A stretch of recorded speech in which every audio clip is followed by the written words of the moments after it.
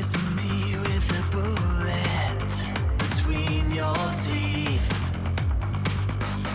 You like the way that I struggle.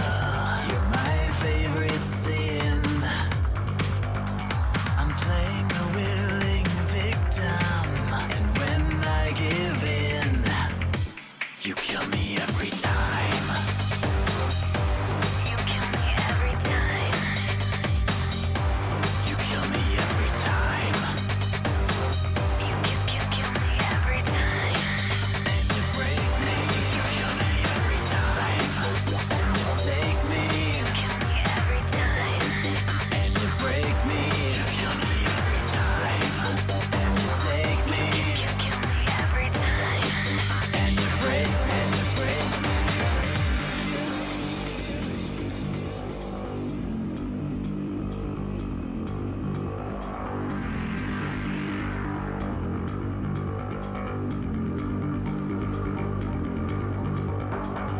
Go down a little lower, taste your skin. Moving a little slower, breathe you in. Swallowing our submission, and I suffocate. One last inhibition to penetrate. You kill me every time. You kill me every time. You kill me every time. You kill me every time. And you break me. You kill me every time. And you take me. You kill me every time. And you break me. You kill me every time. And you take me. You kill me every time. And you break me.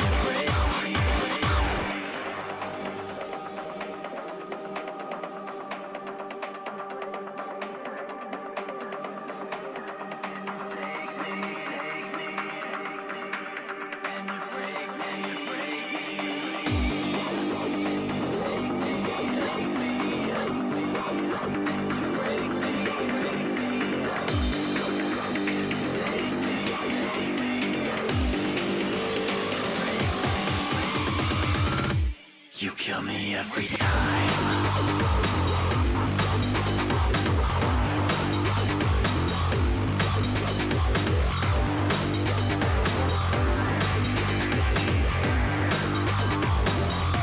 You kill me every time.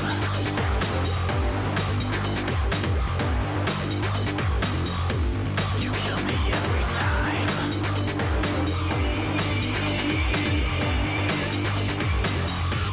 You kill me every time.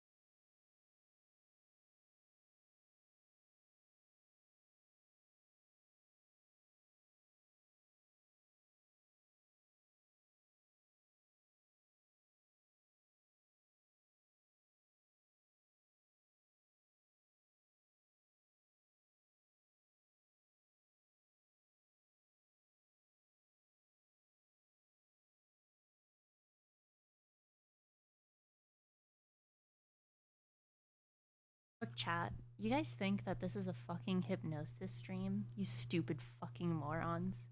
This is the stare in silence at the stream starting soon screen. You stupid bitch. Just kidding. How's it going, chat? I'm sorry. All right. This is a little. I promised a little hypno stream. I promised a tiny one, just a little one. So hello to Twitch, hello to YouTube, hello to A Gaming 50, to Joppa the Clown, to Drawmere the Runic Raven, to Aramis 8, to Alucard Grayson 0141, to Riddle of Lightning, to Fabulous Mystic, and to all you fantastic lurkers. I insulted all of you. All of you are to be insulted immediately. Hello to Toby Goby. I can't believe Toby is not first. He is like 13th or some shit. So, wait. Hello, Zephyr. Welcome in. Welcome in.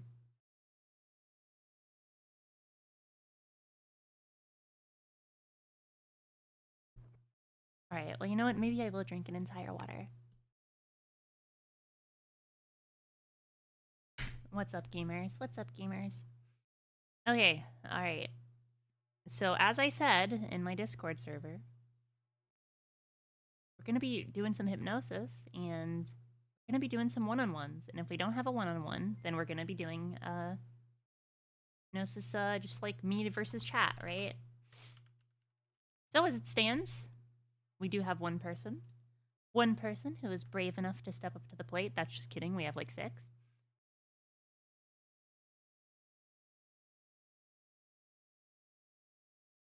So yeah, it's gonna be good. Hello, King Kane. How's it going? The docket is hypnosis. That's what we're doing today.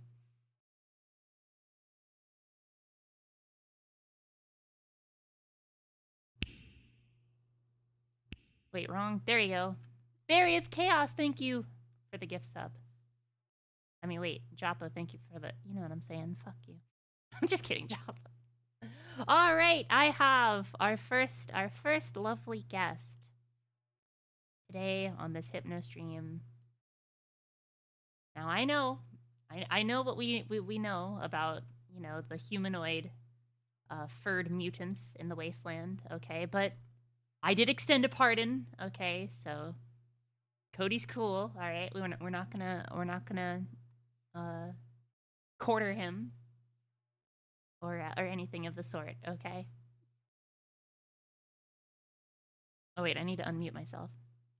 Cody, you are live. Say hello. How's it going? Hi, hello, hello. All right, let's. All right, Cody. All right, no, I told the chat that we don't, you know, that it's okay that you are a mutant, a bunny creature, and that that you are not to be harangued or burnt at the stake about it. Okay. Also, model Fair redeem, enough. because I know Drawmere wanted to see the model. It is a very nice model. I know. Yeah, I know. I have it. All right. So Cody, tell me about yourself. Tell the chat. Who are you? What do you like about hypnosis? Why are you here today? And I don't just mean about the hypnosis. I mean in some sort of like vague spiritual way. Like, why are you here, Cody? Yes, the you can why vote is immediately. easy. The bunny's existence is to cause chaos. It is the entire reason we exist. You should know this. You've met Dissy. This was not an answer. I'm putting a gun to your head. Give me your opinion. I don't want outsourced opinions. What? I am here to cause chaos. Oh, you're outsourcing the opinion to the hive mind.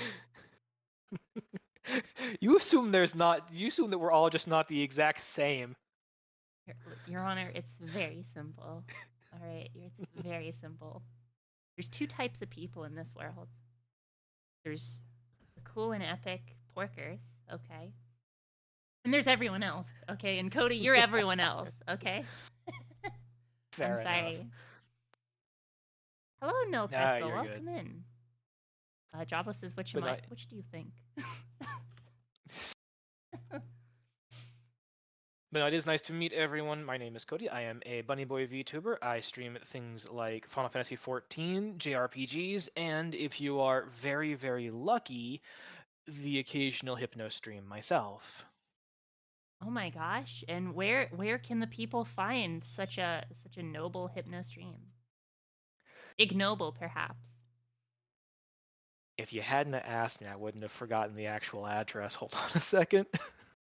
I All am right, actually that Cody. bad at Yes, this. Cody just doesn't even know how to plug. It's over. It's wrap it up, boys. my Log problem is out. that I've You're used this done. name all of once. This is the only place I have it, and I keep forgetting which one it is. So you can find me at twitch.tv/CodyAvalon375. I don't know if my Twitter is still active. You can find me on the same Blue Sky though.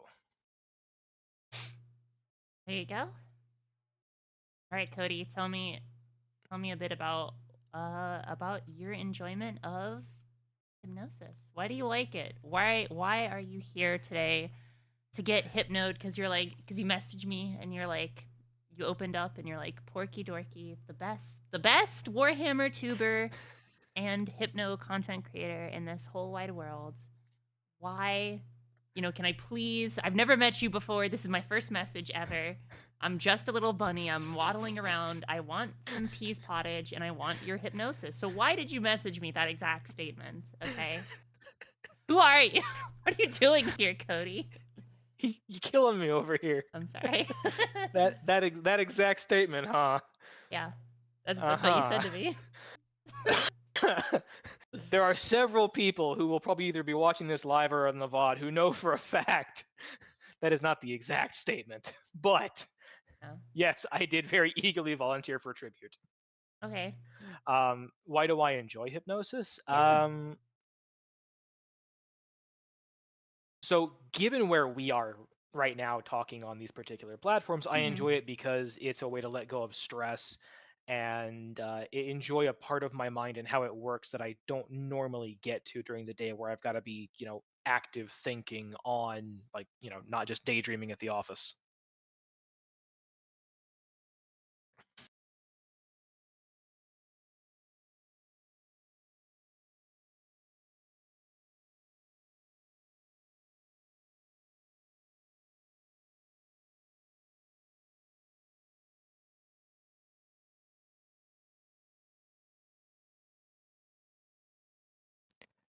I was about to say, did we lose the All right. Porky? Sorry. I'm back. There we are. No, I Slipped just into got the my void fan. for I a had my moment. speakers on, so I could hear you. I thought you were gonna go on longer, so I was like, I'm gonna get my fan. Oh, no, volume. that's That's yeah, it. no, you're fine. It's one of those, I Yeah. have significantly more I could Alright. say, but given the fact that we're not on, blue sites, You're on my stream. You could say whatever you want. I don't care. I am literally one step away from bombing my entire content career. You have no idea. I am on the precipice forever. Okay, so you speak freely. fair, but I'm not going to be the one that kicks you over the edge by saying the stuff I'm into with hypnosis in a site that's like, yeah, don't really talk about that kind of stuff here. Okay. I enjoy your streams. I will not be the reason you're taken off the air. Thank you. Look, Cody. It's very simple. I'd rather die standing than live kneeling. Okay. I mean, that's also very, very fair. Look, Cody, if you want to say, all right, that you just want to be part of a drone collective who gives foot jobs to some hot lady with giant titties, okay, and you shove your toes inside her puss, you can say that, okay? Bruh. You had me up until the foot stuff. I'm sorry. I wanted it to be funny. You're fine. But no, the drone play is actually, I think the other thing that's nice about hypnosis is that it mixes so well with so damn many other kinks. Don't say common Porky tangent. Shut the fuck up. You don't know what I'm about.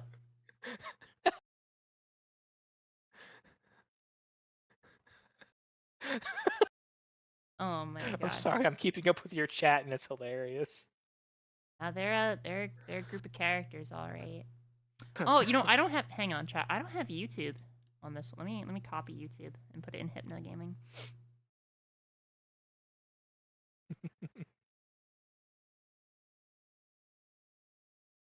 Oh, Jesus Christ, Cody. YouTube chat. YouTube chat too. Ah, yes, the moments where we show that we are consummate professionals at this. I'm a consummate professional. I never said I wasn't. Hang on, I'm just yoinking the browser file. There you go. Boom. Boom, baby. That's what we're talking about. Let's put that up there. Ooh. So we can all see. Lord Coven says, hello, porkers and lobotomites. How are we doing tonight? Doing good. Lobotomites. That's a good word for chat. My lobotomites. I mean, That's to be fair, I've great. been trying to find a name for my community forever. I And swear still to haven't God, found if one you that take fits. lobotomites, I will kill No, you. no, no, absolutely not. Technically, based on my lore, that doesn't work. It works for mine. Yeah, in your lore, you're the top. Oh. In my lore, I am very much not. Damn. You know, my What? I lore, can admit that I'm a sub. my lore is that you know, look, Cody, this is a Twitch stream. We can't mention things like subs and doms here. We have to shroud it in ideology, okay? We have to not ideology, excuse me. We have to shroud it in pretense and workarounds, all right? So we're not tops and bottoms. We're not subs or doms. We're pawns and bishops, you know, horses and rooks, okay? We're I can't say that one. Never mind. Fair. Employers and interns. Yeah, there you go. Employees and interns. God, I hate how well modern day employer and intern works for that kind of dynamic. There's a surprising amount of office based hypnosis porn. Not that I know, of course. I mean, it's not like I have what 4 different files by a very particular content creator who I'm sure you are intimately familiar with, saved in a playlist for when I'm at the office. Yeah, of course. Porky dorky. No, I'm just kidding.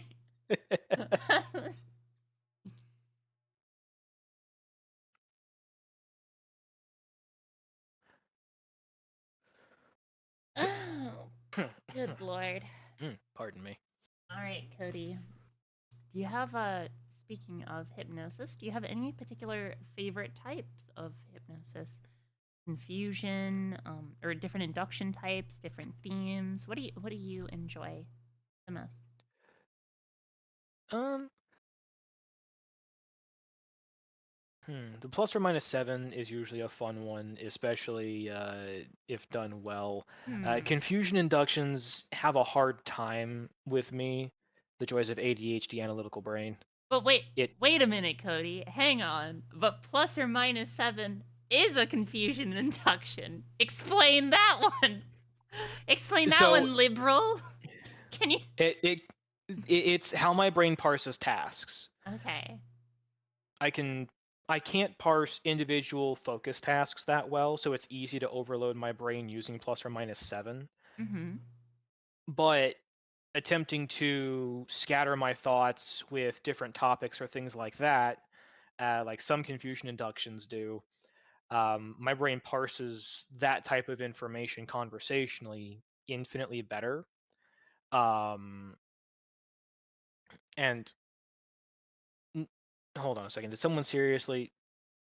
Null pretzel? No, absolutely not. Yeah, the 6-7 induction. Good God.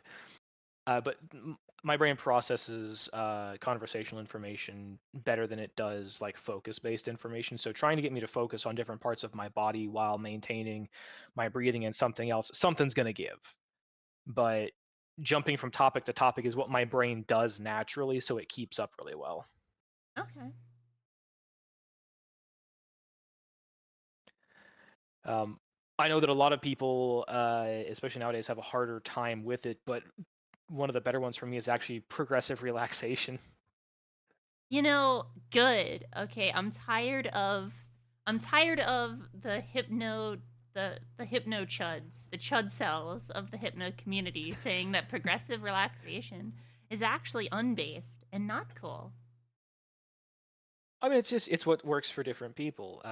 The fact that I can, once I feel a sensation, like so when the progressive relaxation really hits for me, it feels like my limbs go kind of numb. Like I know they're still there, but they ain't moving, and I can't make them.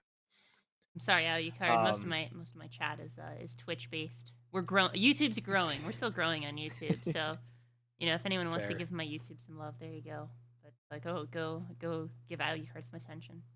Anyway, I'm sorry. What were you fair saying? enough. No, you're fine. I was attending to Al. Um, I'm my memory especially is very tactile.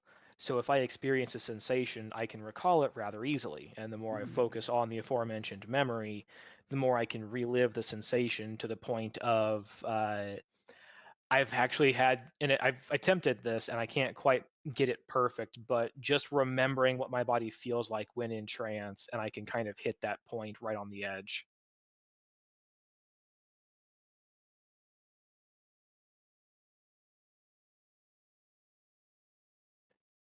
Chiltuganum is not self-hypnosis. I was muted. God, I'm so stupid. I muted myself for no reason, and then I started talking. You're fine. That was a Floyd moment, as I call him. But yeah, no, I totally get you.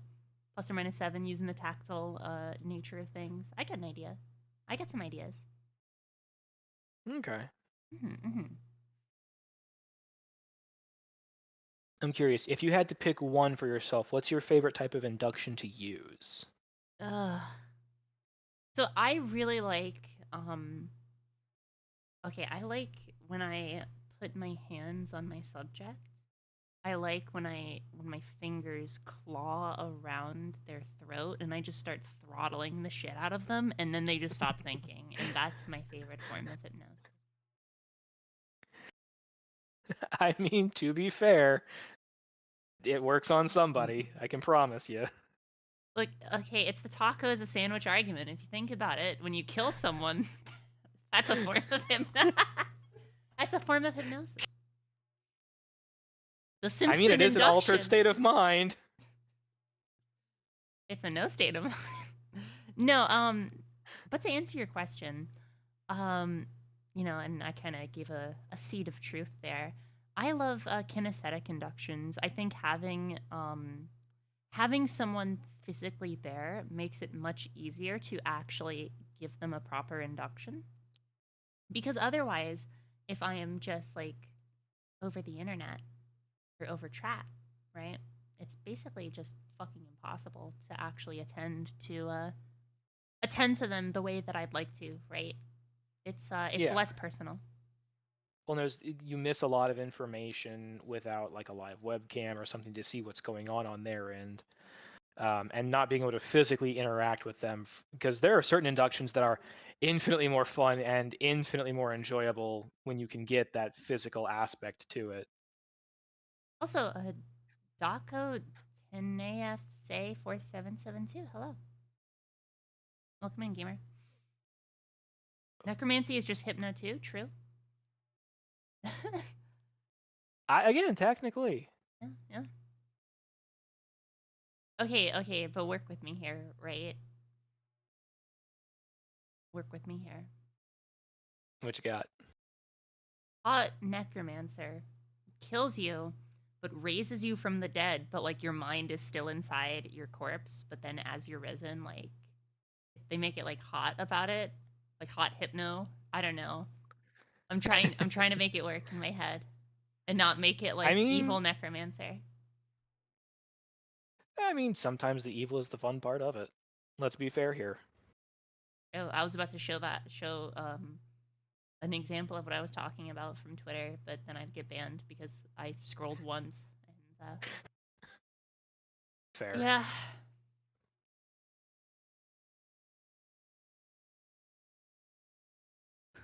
It's just a vampiric thrall. Okay, vampire thralls are hot as fuck. Okay, and I'm gonna tell you a story, Cody.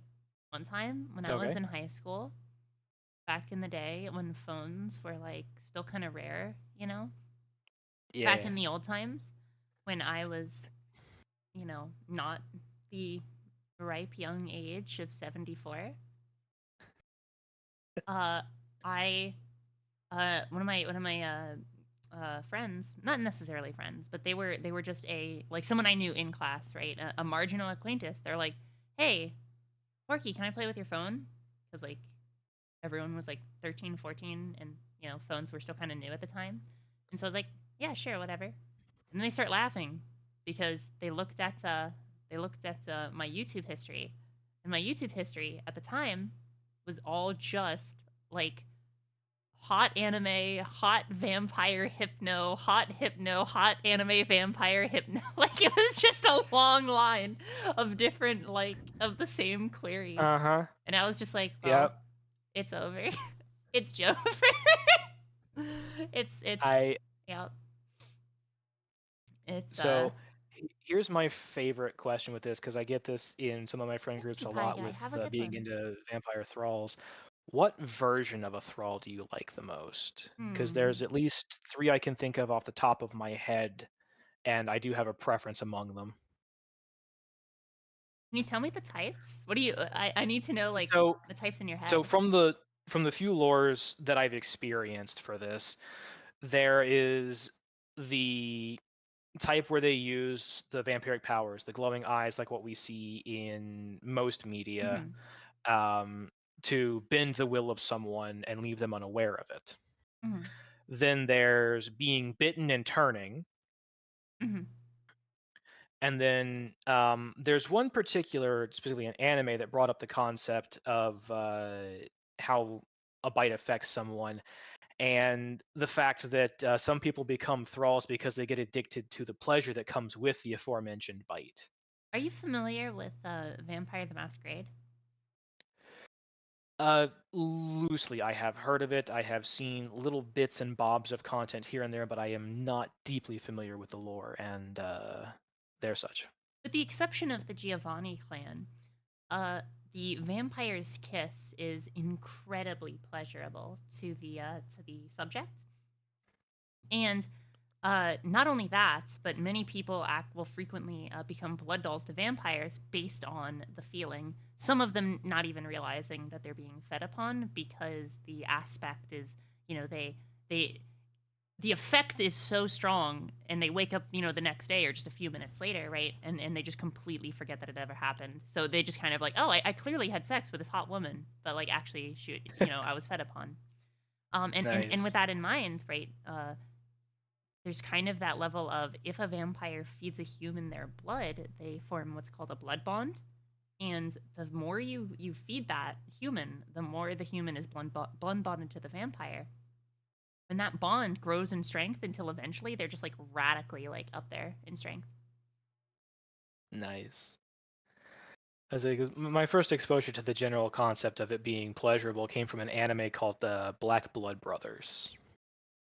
I never even heard of Um, that anime. it's a mixture of a spoof comedy and it has its serious moments. The general concept is that vampires are actually a relatively normal thing in society, and there isn't, in fact, an entire nation where they are just wandering about in broad daylight as, regular old citizens. What's that one show that does that? It's like Blood something. You know what I'm talking I about? couldn't. It's like It sounds familiar, but I couldn't tell you off the top of my head. sorry, continue. The story follows these two brothers who come from significantly old blood with unique powers and very rare experiences, and they are given a pardon me. They're given a regular human as their like guide and liaison to the nation during their visit, and so she has to babysit them and deal with like the isms of being a vampire. So the issues with sunlight, the certain materials being problematic, and while doing that, they stumble upon this conspiracy and intrigue thing. There's an episode where the main character gets injured, and in order to heal himself, he needs to feed off someone. She volunteers, and he's like, "Are you sure you want to do that? Because this is a life-changing experience, and I can't explain to you why. But if we do this, you may not want to stop." I remember She one agrees. time. Oh, sorry. Go on. No, you're fine. She agrees. He bites her wrist instead of trying to feed from her neck, just for the sake of safety. And the ensuing scene is, of course, gratuitous fan service. After the fact, she literally points a gun at his head and says, "Don't you dare tell anyone about this." I'm just kind of like, honey, you should know. You work with vampires for a living. How did you not know this was the end result of this? True. God, I'm trying to. I'm like, I think it's called Blood or something. It's like a fucking. It's like Heroes or fucking X-Files, but vampires. I'm trying to remember the goddamn show name. It was like in the early 2000s. Fucking old heads will know what I'm talking about. God, it sounds familiar. My problem is I never watched it, so it doesn't stick in my head for a title. Mm-hmm. But I was persnickety about what I watched back then. I'm trying to remember the only other. Fuck, I'm trying to think. And then another just vampire anime I watched. Just speaking of, was very briefly me and my friends watched Ants in the Vampire Bund, and I gotta say that show is fucking weird as fuck. The first episode is just like, I'm an evil vampire and I'm gonna reveal vampires to the world. And then, of course, the leader of the vampires is, of course, a 3,000-year-old vampire lolly. And she's like, yeah, actually, I deployed tactical chaff grenades inside the television studio. And also, I've revealed your true form as a giant iguana. And I'm just like, what the fuck is this fucking shit? What is happening? Oh, it gets even better. Because we find out later what's up with the actual MC and the fact that he's not a human as he looks. I see. That whole show is, I like it for the political intrigue because it covers a old world species like vampires attempting to get regular citizenship and be recognized as regular people day to day, despite being essentially a predator for humankind. But it does take some entertainment license with certain things, and after a certain point, some of the jokes are just like, all right, guys, I get that you like to lean on these, but this has got to stop. Also, hello, Dissy. How's it going? What's up? Thank you so much for the 12th Tier 1 subscription. I appreciate you. Thank you. You did not miss the bunny scrambling. We're just yapping, okay? Because every big streamer yaps and never does the actual fucking content until like an hour in. Okay, that's the rule. Okay, that's the that's the meme. Were you talking about Oh, what blood. Blood? I don't know what the fuck I was talking about. All right. So with the vampires as regular people show you were trying to remember from the early 2000s, was it a live action or was it an anime? It's live action. Okay, then not Blood Sea. Live action vampire. Oh, True Blood. It's True Blood.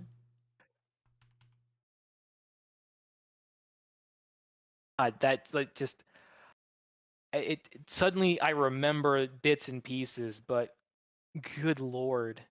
I'm looking up True Blood, and the first question on Google is, why did True Blood get so bad? Yeah. So it started out okay, decent amount of like the vampire-y, fun, intriguey kind of stuff. But I think in later seasons it devolved into essentially a romantic soap opera. Look, I want you to know that all I remember is seeing a single scene as a child of True Blood, and that's all I remember. I literally have no interaction with this fair. show. That's fair.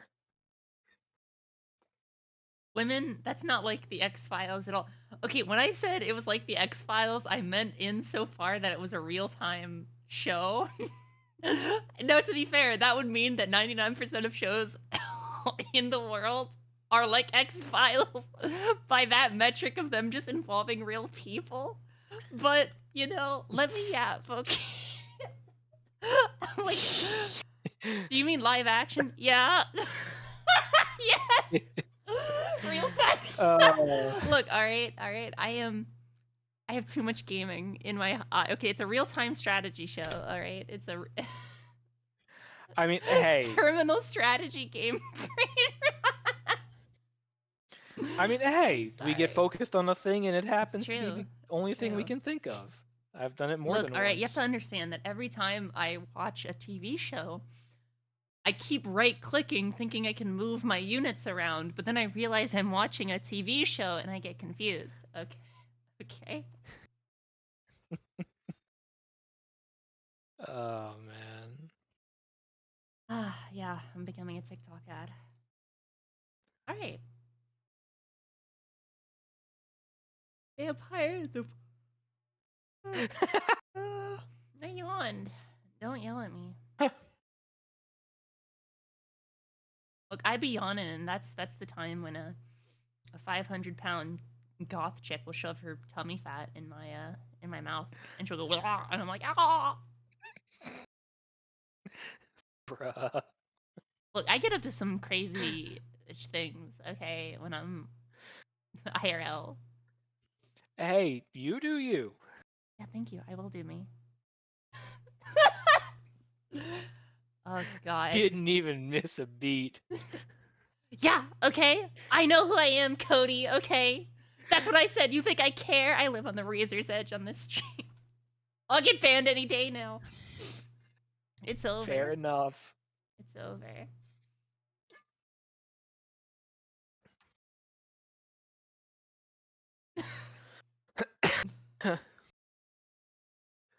All right. I think I need to get the laughies out of me. I need to get some water. Chat. Take a 2. Not a 5, but take like a 2. Get some water. Okay, maybe get like a nice chair. Maybe relax. Maybe turn on the fan. Okay, do whatever you gotta do. And Cody. Yo. Well, I don't need to tell you what to do. Not at all. That's good, because I forgot what I wanted you to do. So like you remember it, right? Good grief.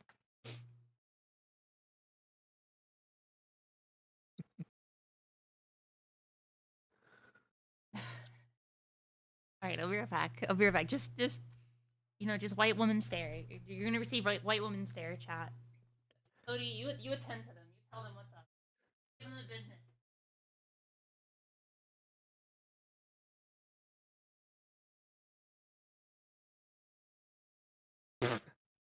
Okay, that's actually a really fun idea, Mystic. I mean, but seriously, how would that be fun? That would be fun for a concept, wouldn't it? You show up with everything set up for a hypno stream, only for the person who claims to be the hypnotist getting forgetful, kind of ditzy, and the longer it goes, the more chat realizes that the person who claims to be the hypnotist in this room is not, in fact, the hypnotist in this room currently. They just think they are. Okay, I'm back. What were you talking about? Mystic made a post that gave me an idea. So memory hypnosis, but the Dom just forgets what they were doing and accidentally fractionates. True and real.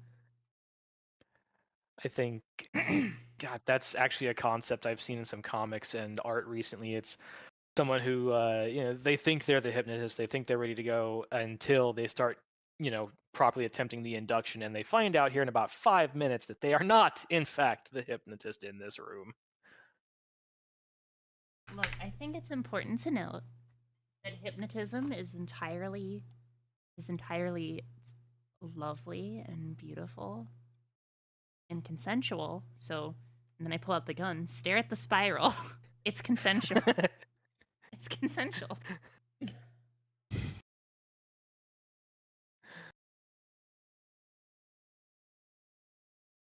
All right. Oh, whoops, that's the wrong button.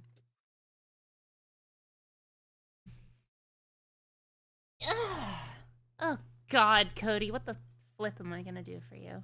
Do to you? What am I gonna do with you? I meant. With me Jeez. too. I mean, I've been in the hypno kink scene for so long. It's about that is about a synonymous statement at this point. Oh. Good golly gumdrops. Thank you, Japo. I needed that in my life.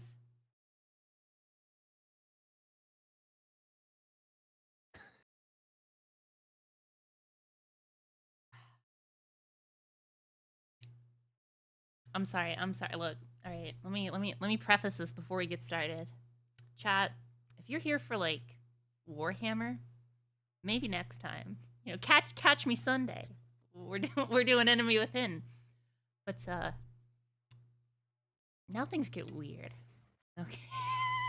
Okay. Now things get strange. Weird, fun. That's a matter of perspective.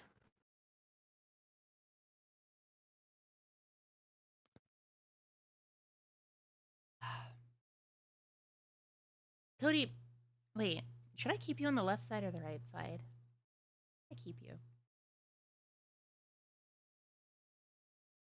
I spin you around. Do you get like do you vomit like Solid Snake? No. So sad. So I have to admit, having toggles like that would be hilarious with Foogies.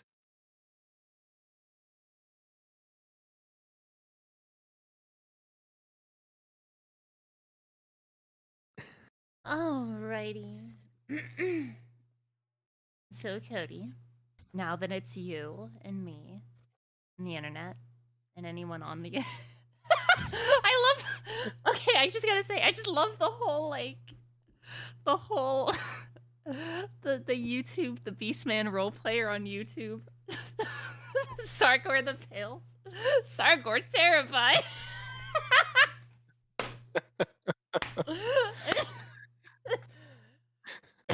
You gonna be all right over there? I can't. I can't look at chat. I'm sorry. I'm gonna laugh. I'm gonna die laughing. It's like Krieger in Archer when he's like, oh man, Krieger, you're into gathering up the bums again, are you? No, I'm into something darker. Like that's me. I'm into something darker. You know that's a fail. You know that's a fail, Japo.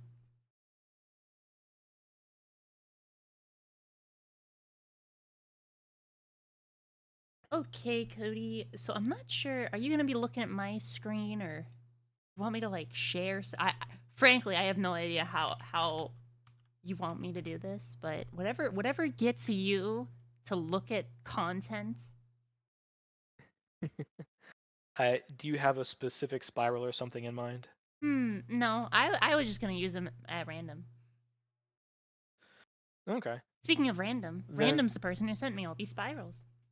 Who made them for me. Thank you, Nice. Random. I appreciate you. Then yeah, give me a second to make 2 adjustments really quick. Mm-hmm. All right. So resize to fit the screen.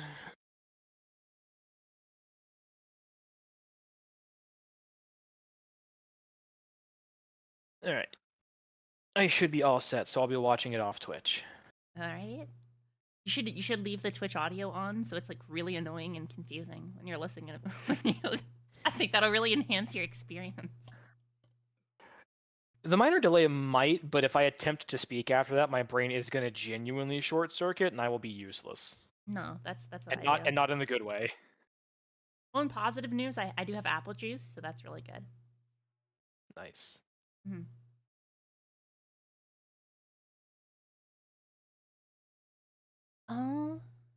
Alrighty. Cody. Alrighty, chat.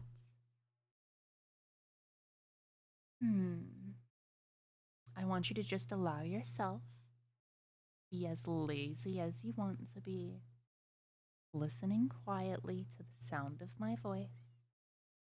And while you're listening quietly to the sound of my voice, concentrating for a few moments on your breathing.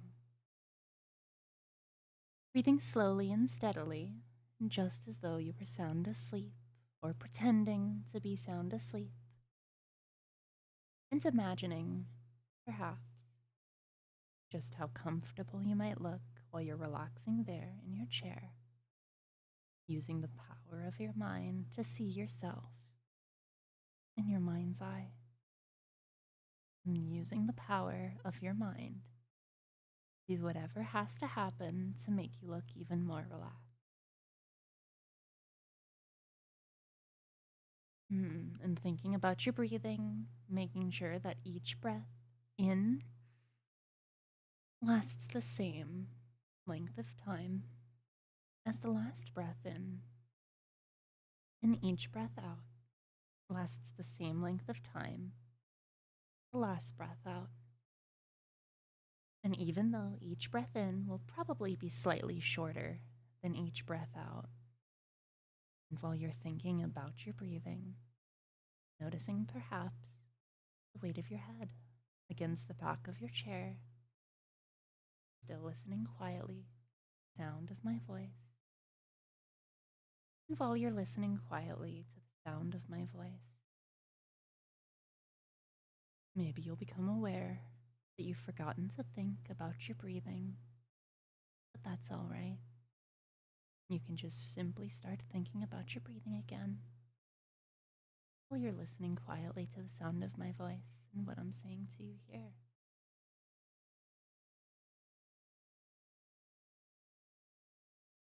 Just remembering your breathing, thinking about the weight of your head against the back of your chair, maybe having those eyes closed, and just listening to the sound of my voice. And remembering that you've forgotten to think about your breathing. And then you can simply start thinking about it again. Going through that tiny loop in your head, listening to the sound of my voice, imagining the weight of your head on your chair, taking note of breathing in and having it be the same for breathing out. And because Cody mentioned it, a little code word, there is a rule in psychology called 7 plus or minus 2.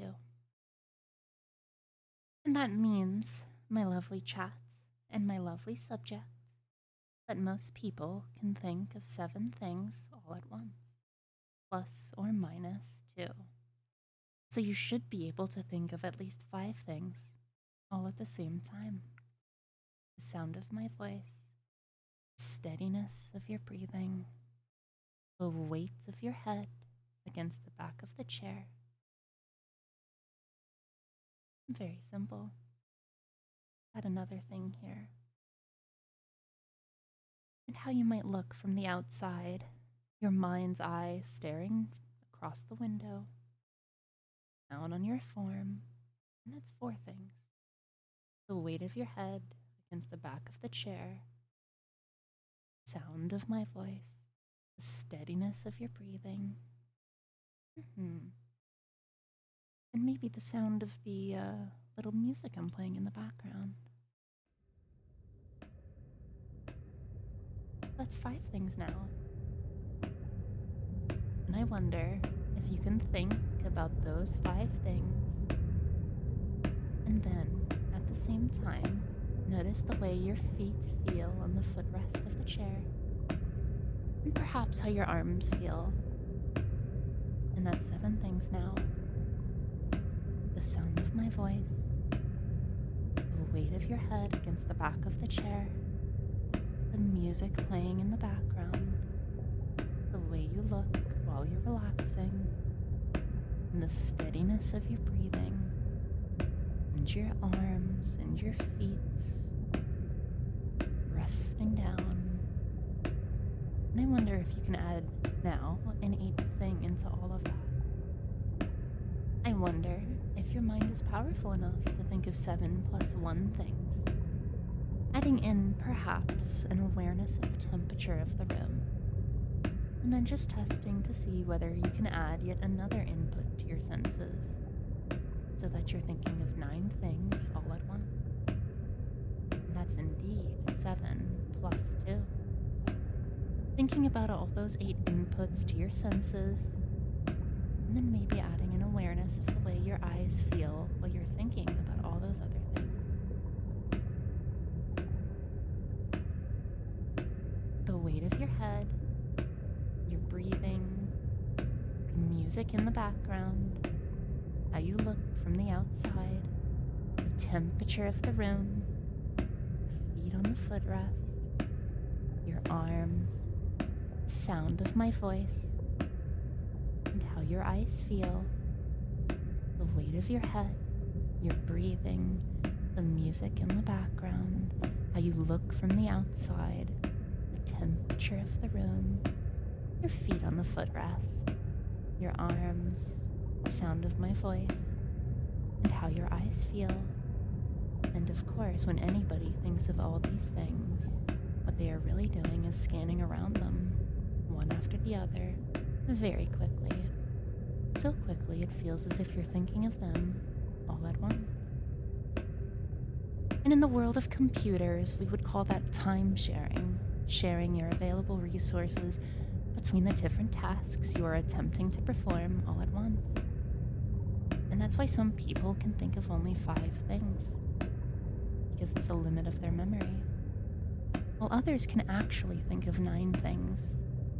And I wonder how well your memory is working as you struggle to remember those 9 things: the weight of your head, your breathing, the music in the background, how you look from the outside, the temperature of the room, your feet on the footrest, your arms, sound of my voice, and how your eyes feel. And now you can think of how good it will feel when you simply allow yourself to think of only the most important thing of all, concentrating all your energies onto that one most important thing of all, which is going to be so easy to think of now that you're going to allow yourself to think of only one thing instead of 9.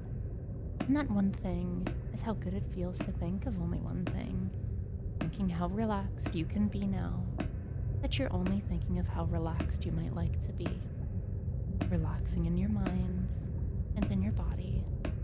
No need to think about anything at all, really. No need to do anything, nobody wanting anything, and nobody expecting anything.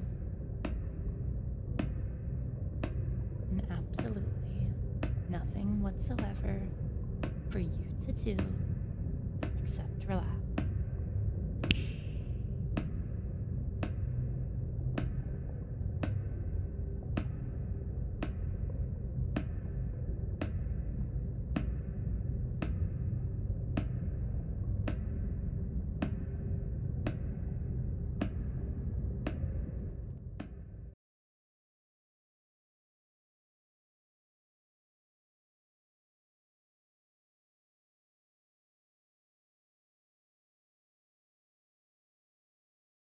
Hmm.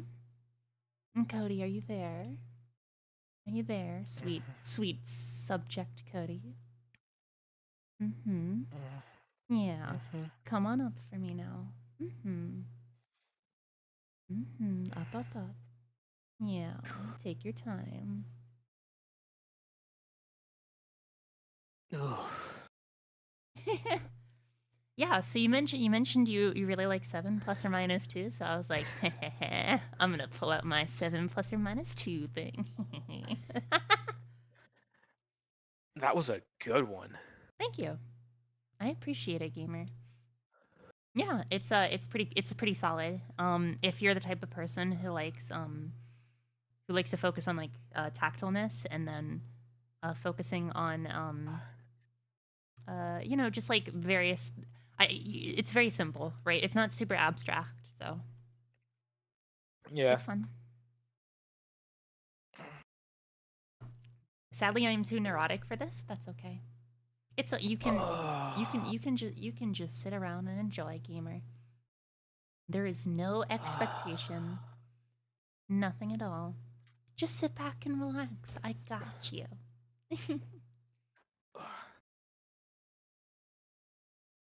All right, that's all the stretches. There we go. Yeah, get all those stretches in. Why are 20 people messaging me all of a sudden? Only thing I can think of now is that it's too cold in my room and I need to turn up the thermostat. Well, whose fault is that? Okay, it ain't my fault.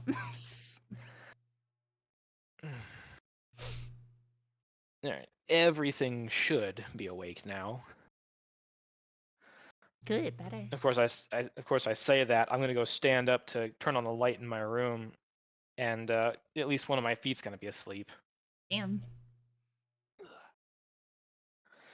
No, not this time. As I drink apple juice, hence my model will freak out. Just accept it, chat. Oh, mine locked up every time I tried to drink anything today. I had to reset my facial mocap app twice. Focus so hard I burned a village. Based. Thank you, Sargboy the Hill. I appreciate you. We'll call it the apple jitters. Slowly waking up be like thawing out of a giant ice cube. Drip. Oh yeah, no, and it's an amazing feeling depending on what's happened. I need to check the replay. But no, I think of those kinds of inductions that I've had, that has to be top 3 easy. I know, right? Hello, Kendall. How's it going, gamer? Welcome in. We just did a little bit of a confusion induction, I dare say. A classical one. A little classical one. A really I like good run slowly up to it as sinking well. into That was the inky great. black feeling. Well, that's on you, gamer. If you imagine yourself doing that, then there you go. Thicker than water, but colder. Oh God, I feel like I'd want it warmer, not colder. I feel colder would like it'd shock me.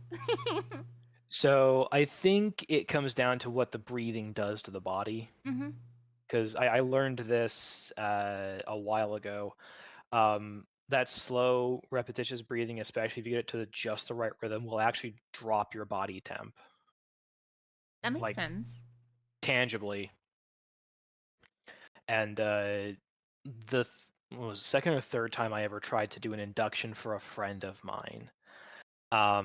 I used that sensation combined with the imagery of gently sinking into a pool of latex. They have never let me forget it, and we have been friends for years now because of it. I feel that. Kendall says, I'm good. This is your first stream I've seen, but your model looks like it tastes like s'mores. I guess if you were a vor enthusiast, perhaps that would be the case. Although, I think I taste like human. Maybe like ink, because the entity, lore. Yeah. All right. All right, Cody. All right, chat. Does anyone want to get hypnoed? If so, message me. Message me on the internet. And we'll see if there's a queue. And if there's a queue, we might have to just get it move on. But if there's not a queue, we can go again. Anyway, is this recorded so I can set it? Yeah, it's going to be in the VODs. So YouTube VODs are on forever, and then Twitch VODs are like 2 months, I think. Yep. If there's any VOD you want to make permanent, a stream you really enjoyed, you can upload, I think, like, what is it, 100 hours worth of content? Just copy my content and steal it, okay? And then post it on... pretend to be me and post it on your YouTube for the big bucks, okay? And then in that hypothetical situation, you'd become really big, but then I'd stay small and I'd languish, okay? And that's what happened.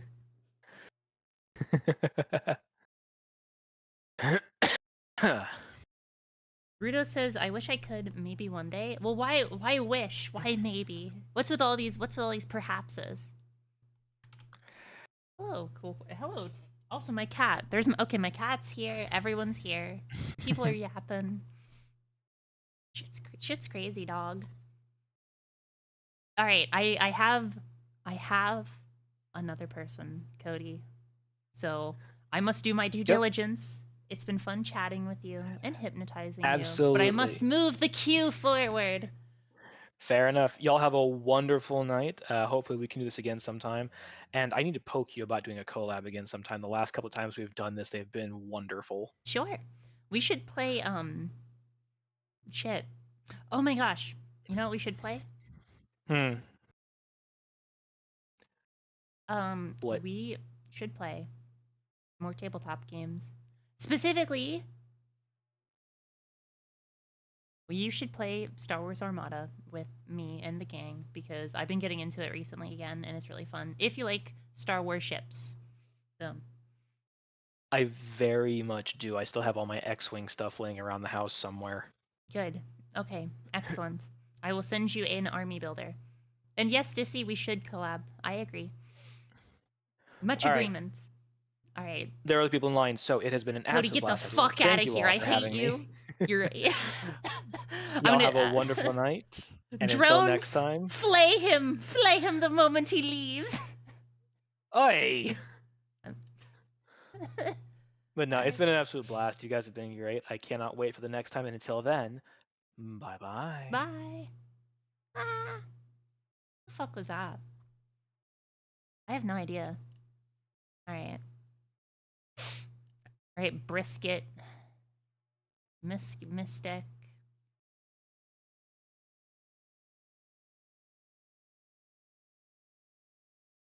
Oh my god, is that a fabulous mystic in my Discord chat? That's crazy.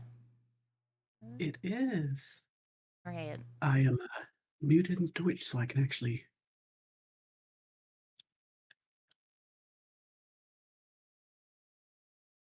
All right. You know, not hear twice. Yes, do that. All right, Mystic. The people are rearing. The people are ready to know. What's your business here in this realm? And why do you like HYPNO? And you know what? What's your favorite fast food sandwich? There you go. That's a question I'm sure we all need to know. I mean, I don't really have a rational reason to like hypnosis, I think. It's just kind of, you know, something I've known for a pretty long time that I'm interested in. And, Okay. you know, down to clown on both ends. Okay. Favorite fast food sandwich would be usually just about anything with bacon. Okay. I like the Cool. meats. Why bacon though? Do you enjoy pig-like creatures? You know, there's actually a really cool streamer I know who's a pig-like creature. Her name's Porky and she's really cool. Okay. Food for me is a lot about the texture of it. I like the crispiness of bacon. The crunch. I really like. You know, I don't like crunch actually. I don't think. Well, that's not true. It needs to be specific.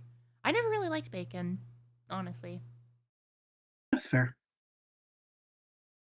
It's not fair. I'm not one to We can judge never be other friends people's again. likes or dislikes. I am. I'm judging you right Damn, now. guess I'll have to go. Yeah. I'm just kidding. No, okay, I'm gonna be real. An Arby's roast beef sandwich kind of goes hard with some root beer and some of those curly fries that are like spicy. Well, Yep, quote, Arby's unquote, has good spicy.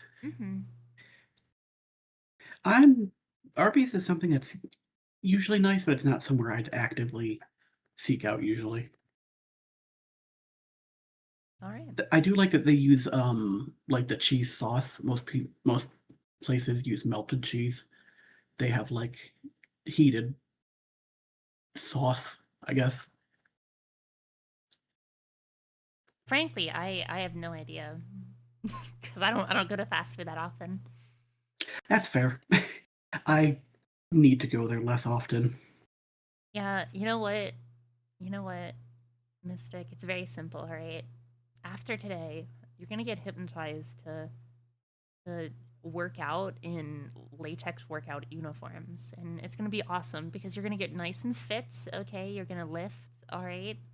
And then at the end of the road, you're gonna lift me. And that's like your test. Is like you're gonna do dumbbells on me.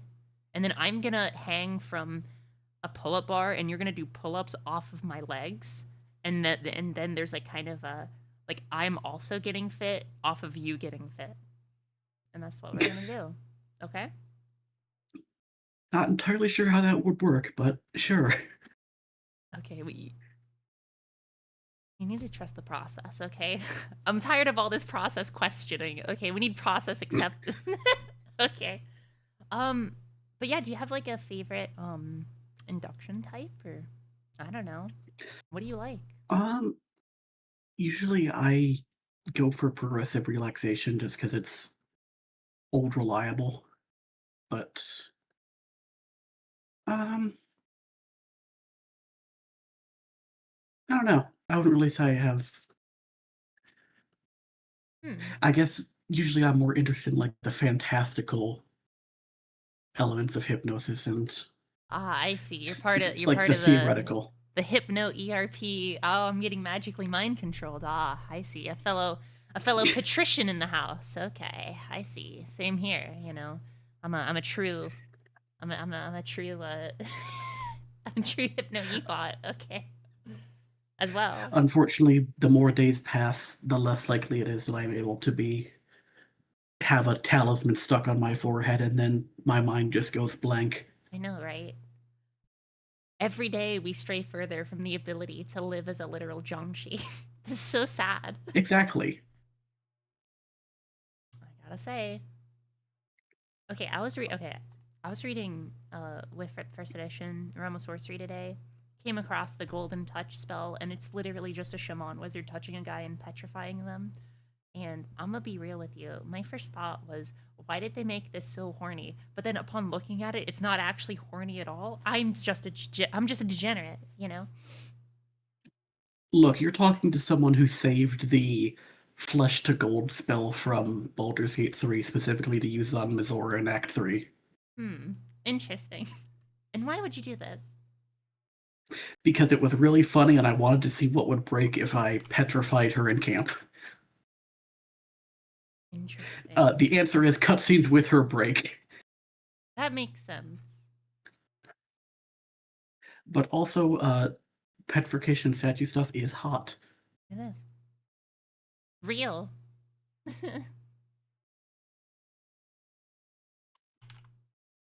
Give me just a second. I am gonna see what I can do here.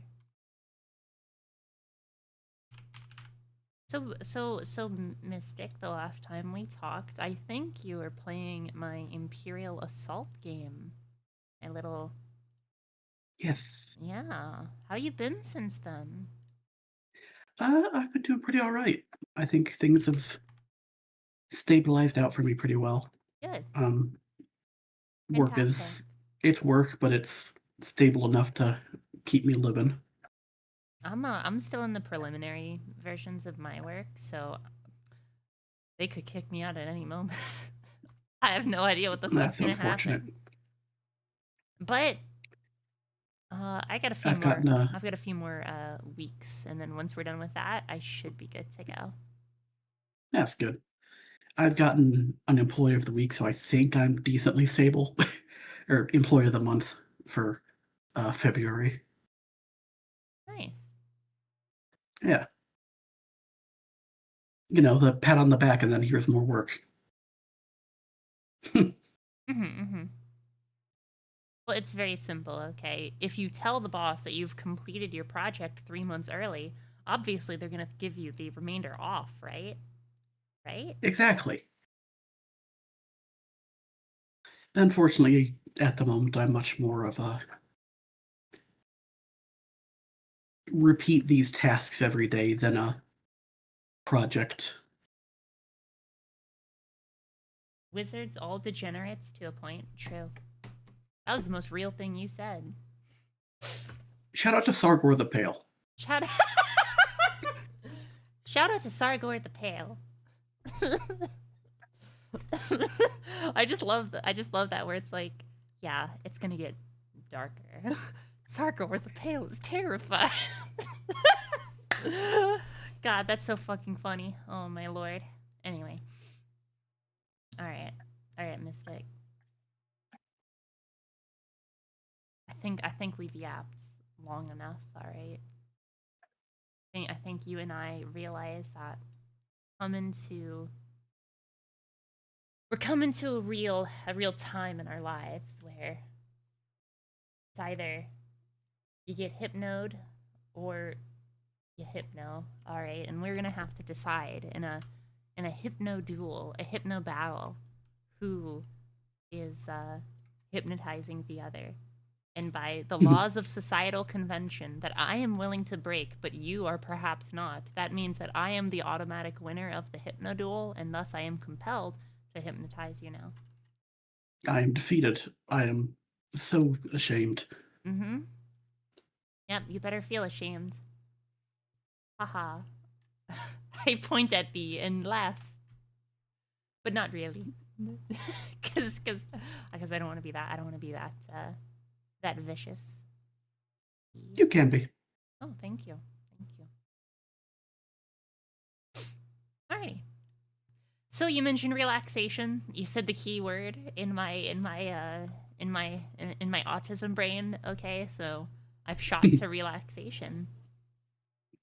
Alrighty. Alrighty, fantastic. Are you relaxed? Are you in a good place? Are you in a good position? Are you in your chair?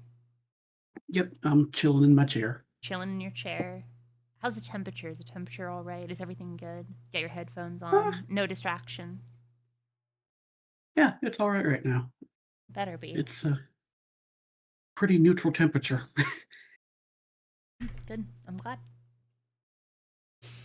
Because Mystic, fabulous. May I call you Mystic? Yes. Okay. Well, Mystic. Well, Mystic. Well, fabulous Mystic. AKA Bridget Brisket. Over the next few minutes, we're going to relax your body little by little. And I want you to know that if you follow all of my instructions, nothing can stop you from entering a deep, peaceful state of trance by the end of that time.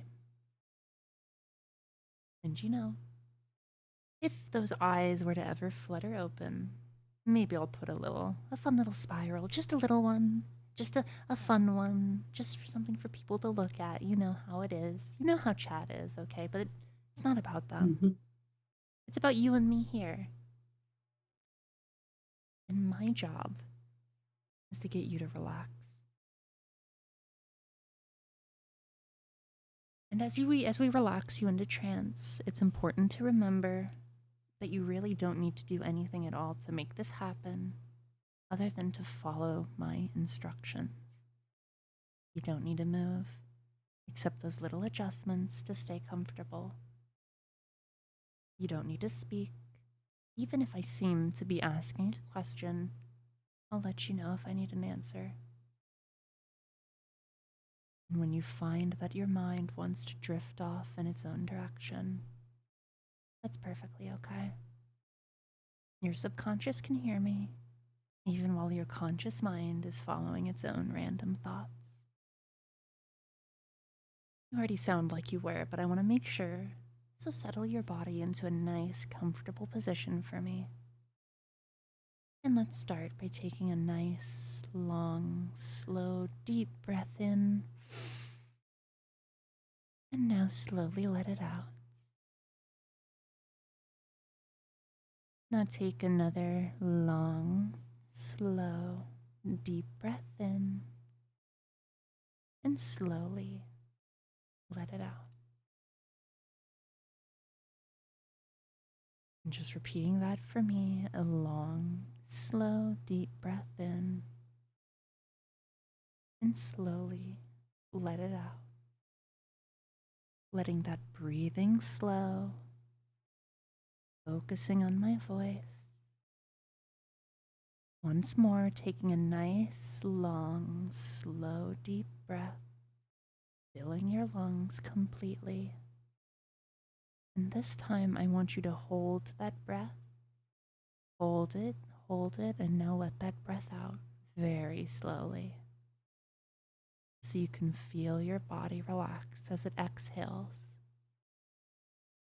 And do that one more time for me, taking a nice, long, slow, deep breath, filling your lungs completely. And as you fill it all up, I want you to hold it just for a little bit, just a little hanger on. And then let that breath out very, very slowly. So you can feel your body relax as it exhales. And you're doing perfectly. I'd like you to pay attention to your feet. There are dozens of muscles in each foot. Muscles that move your toes, muscles that help you balance. But right now you're sitting comfortably, listening to my voice. So those muscles have no work to do. Focus now on relaxing those muscles in your feet. Feel your toes relax, your arches, those broad muscles at the top of your feet. And just imagine that your feet are being gently put to sleep. I don't know personally whether that will feel like a heaviness or maybe sort of a light tingling, but you'll know that feeling when it happens. And when you do, let it spread through your feet. Let that feeling spread. So relaxed, so calm, so quiet. And very good. Now that you've relaxed your feet completely, by comparison, the muscles in your calves must feel very tight and tense.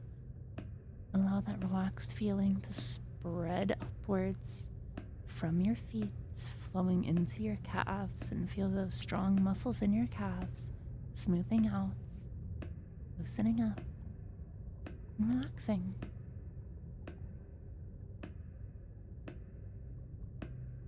As you do that, it's easy to allow that same relaxed, comfortable, loose feeling to keep flowing upwards and into those knees. Those tiny little muscles that clench in the knees can just go loose and floppy. You're already being supported by the chair now, so those knees can rest. That's good. You're doing perfectly. So go ahead now and allow that relaxed, comfortable feeling to spread upwards into your thighs. Feel your thigh muscles going loose and limp, relaxed and lazy. You may find that your legs feel very heavy, like it would be a struggle to move them, and that's perfectly okay. Your legs will move freely when you need them to.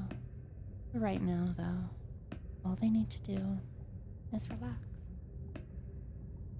As your legs relax even more completely, allow that relaxed feeling to spread into your hips, your groin, and your bottom. And how good does it feel to let the chair cradle you, to feel your body going loose and limp? Now focus on your stomach and lower back. Imagine that warm, relaxed, happy feeling spreading into your stomach and lower back. It may feel a little like slower. It may feel a little slowly lowering yourself into a nice warm bath. The water enveloping your legs, hips, lower back, and stomach. Enveloping and supporting. And how good does it feel as all those little muscles in your stomach and lower back relax, loosen, and rest?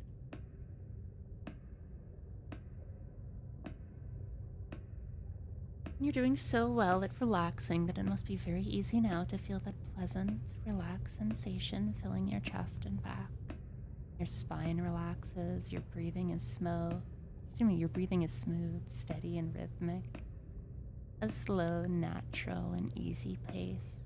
You're doing so good, you're getting me relaxed. Look at you. And some people, as they relax so deeply, can actually feel their heart beating, slow and steady, helping them to drift even more deeply and easily. That's what that heartbeat means, you know? That you're drifting off so deeply and so easily. Now relax your shoulders, feeling all those muscles loosening up, letting go of all that tension. So much tension we tend to carry in those shoulders that it can be surprising how good it feels to completely let go of it. To let your shoulders drop, relax, loose, and limp. Feeling your shoulders droop makes it so easy to just pour that warm, relaxed feeling into your upper arms. Allow those muscles to relax completely, your arms just hanging loosely off your shoulders. And as they do, you can just let that relaxation spread into your elbows and down your forearms so that your legs are completely limp, loose, lazy, just like a rag doll. So relaxed, it seems almost impossible to move them. Unthinkable, really.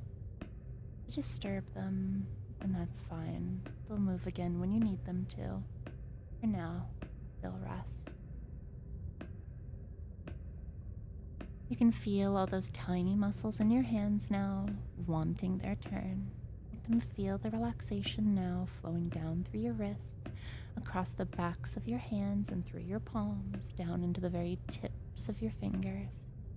Every muscle going loose, limp, and lazy, smooth and quiet. And if you happen to notice that little tingle in your hands as they relax, that's fine, because you're doing so well.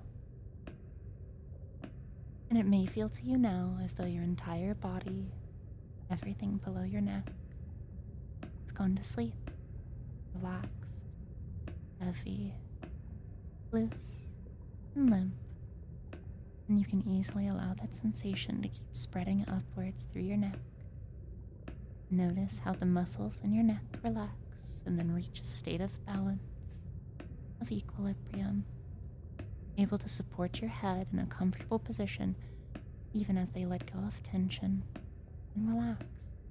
And that's right.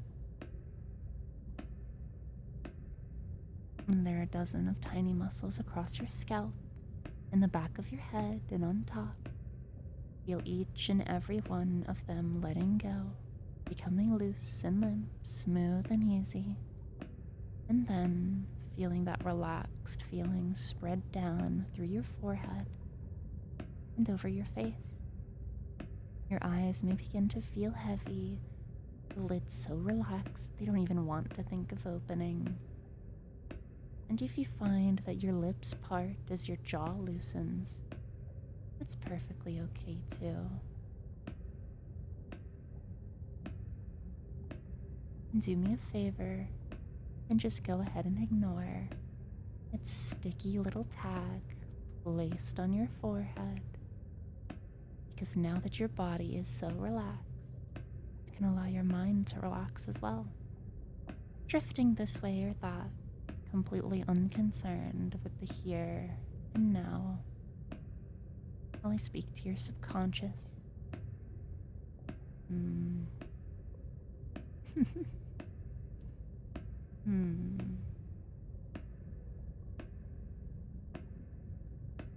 very lucky that we're on a little stream right now,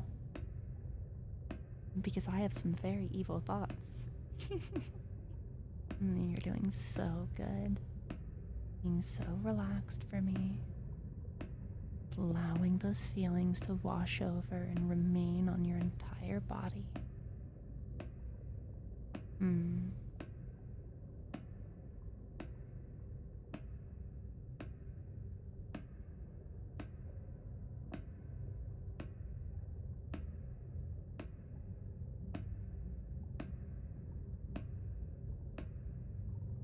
I want you to remain in this state for just a little bit, just a little while, letting yourself let go.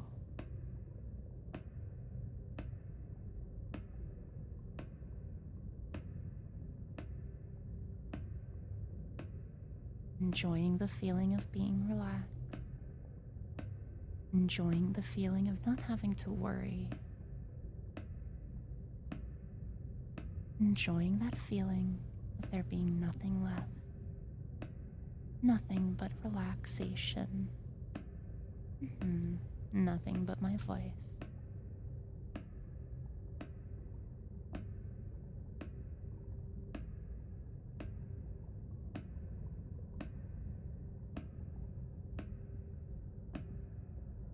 And slowly, but surely, I want you to take a deep breath. Hang on to my every word.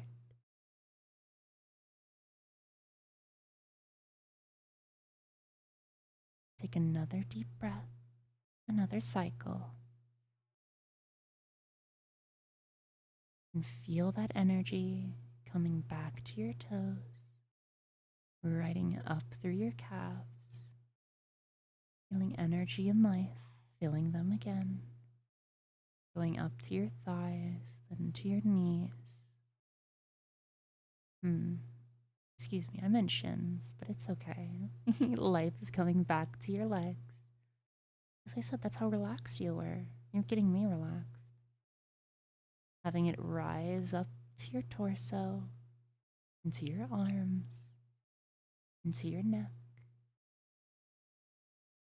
As you finally awake, I want you to be nice and energized and refreshed, awaking from that pretty little trance. Oh,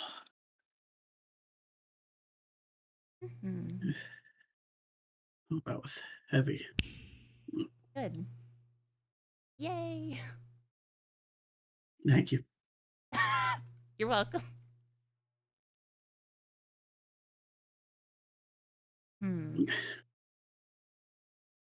How you doing, gamer?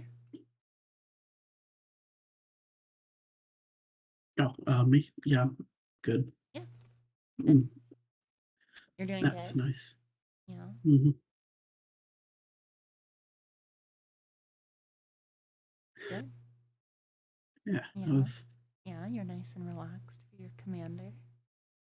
hmm I'm a bit curious what those evil thoughts were. Yeah, I wonder what those were. Yeah, I don't know personally. That was past Porky. You're gonna have to ask present Porky about it. I see. Mhm. It was very nice. Thank you. Yeah, no problem. No problem, gamer. I do enjoy engaging in hypnosis. Also, hello, chat. As do I, yes. Let me look at chat here for a second. Whoa, hey, Commander. Happy Friday. What's up, Dominus? How's it going? Welcome in, Samra. Welcome in, Night Flash. Didn't get here in time for the beginning, and then my headset was deciding plugging it in would disable my keyboard, and I wouldn't be allowed audio either. It's okay. There's this funny thing called infinite hypnosis. It's very based. It's where you just Oh. keep this video on repeat forever. Alrighty. Fantastic, fantastic. Chat. Do we have any other takers? Do we have any other takers for hypnosis? Do you have any? If there's one thing that there's never a shortage of in hypnosis, it's people looking to experience it. True. You want to know what's funny, Mystic? Your entire your voice and your inflection has changed post that entire situation. It's very Really? amusing. I haven't really noticed, I suppose. I know, because you're so relaxed.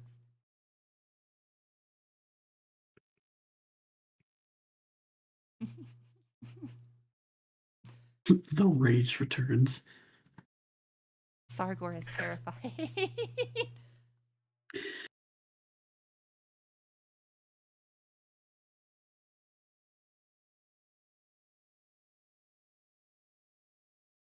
That's okay, gamer.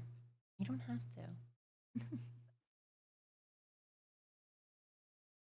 Oh gosh. Well, Mystic, while I'm waiting for people, what have you been doing recently? what has been occupying? Do you have any sort of hyperfixations that's been occupying your attention? Mm, I'm trying to catch up on gotcha stories in terms of like hobbying things. Your favorite gotcha In game? terms of uh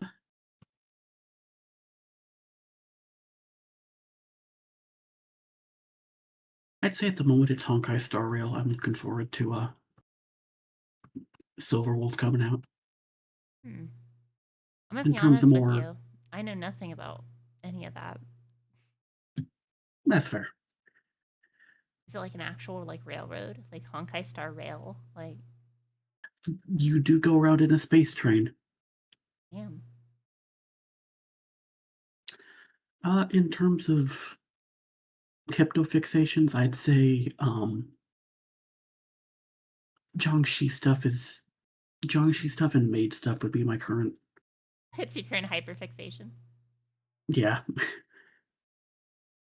it was nice getting like it's a bit weird to describe. It's like a little tingle on my forehead. Yeah. Yeah, Kafka would be a Porky character, but Kafka's the novelist who wrote about the guy turning into a cockroach. What? Is that a character name? Hang that on. is a character in Honkai Star Rail. Okay. It's a purple-haired like dominatrix kind of. She does have the canon hypnosis power. It is unfortunately very underutilized. A wicked beauty with wine red hair, often wearing a black coat over a white shirt, described as elegant yet dangerous. Well, I'm not elegant, but I am dangerous, and a wicked beauty, or so I am told. In the boss fight, she does hypnotize your characters to attack other characters. This is based. It is. She's also playable, and unfortunately, her playable set, the hypnosis does not come up at all. Many such cases. Man, this boss is really cool. Oh, never mind. Yeah, boss when you fight them versus when they're playable. Mm-hmm, mm-hmm. I ain't getting hypnotized by a chaos worshiper. I never said I was a chaos worshiper. I was more like a chaos enjoyer. I'm curious, do volunteers have to use a mic? I mean, I'd hope so. It'd be kind of strange otherwise. Because then couldn't you just be in chat? Like at that point, you know? You feel me? Yeah, I was a bit nervous about whether I could be heard or not, but You're fine, gamer. uh, Don't it didn't you really. worry about it. That kind of nervousness went away as it went on. Yeah, you're safe here, gamer. Well, I mean, you're not safe from me, but you're safe from, like, other things. I never want to be safe from you. Uh-huh. And that's what they all say. And then they're in the basement, and, you know, I keep talking about being together forever, and then I keep offering, I don't know, like, what's a pastry? What's a pastry you enjoy? I enjoy a good buttery croissant. Okay, I keep offering croissants, and then, as conciliatory prizes for being trapped in my basement forever and getting hypnotized all the time. And then you realize that the lovely, lovely fantasy has become real, and that is perhaps the sad. Amazing. Well, damn. Okay, Porky scared. Porky terrified. You think I'd turn down not having to worry about anything for the rest of my life? Damn. Look, so this is actually kind of a funny thing to talk about it here. I myself, like in my day to day, in my actual use of life, and this is I'm pretty sure I already told you this, but this is just more for chat's sake. I hate being under someone else's control. It's very much like a fantasy type situation, like a taboo, where it's like, ooh, I'm under someone's control. This is like bad, right? But like in IRL, I'm in control all the time, and like I hate being out of Yeah. control IRL. You know? Same here. I don't like being managed or micromanaged. I prefer to. A lot of the time, I end up being the one taking charge of things, and it's always annoying. I'm kind of the opposite. I'm like, yeah, I should be the one taking charge of things. I'm based and amazing and the best. So yeah, I'm the best. So of course I'll be taking charge. But then when I get home, then it's like, you know, I get that level of like, ooh, I'm getting hypnoed. Ooh, this is a taboo. Ooh, I'm doing something naughty. Ooh, you know, and that's kind of the vibe I run off of. Yeah, there's always a lot of weird stuff to do with like kink dynamics in relation to like how you act in normal everyday affairs. Sure. Also, chat, for those of you who are more Warhammer aligned, I'm totally not saying check us out Sunday. Enemy Within. It's gonna be good. All right, Bridget, Fabulous Mystic, however you want to go by. I have other people to attend to. So, do you have anything left I will for exit me? stage left. Okay, I'll have the giant. Thank you very much I'll have for the that. giant hypno clown with a cane pull you, and then they're gonna hypno you on the side. Okay. Damn. All right. I saw Jappo wanted to join. Jappo's still alive? Is he still here? I'll message him. Jappo, you still wanna be hypnoed or nah? Alright, I sent the ask. Oh man, am I late for the hypno fun? I mean, kinda. I can pretend you're not, though. Nah, you're not late. We just started. Jappo might have had to go to sleep. It is like 10. It's like 10:47.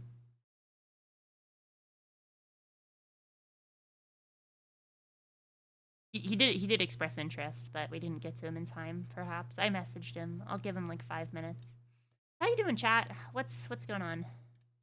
Hang on. Let me play some suitably awkward music. Oblivion town theme. There we go. Have you guys heard about have you guys heard about the Oryx on the trail? By Sigmar, stay off the road.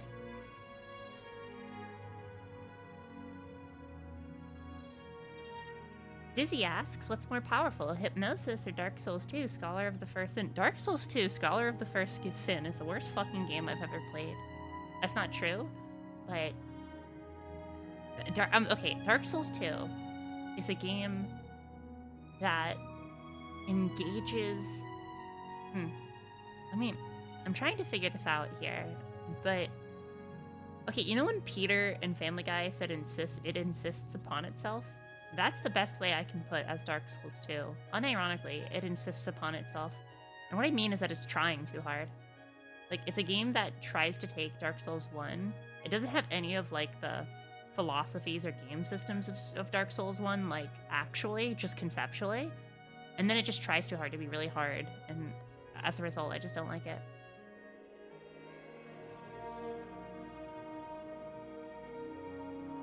Simply play co-op?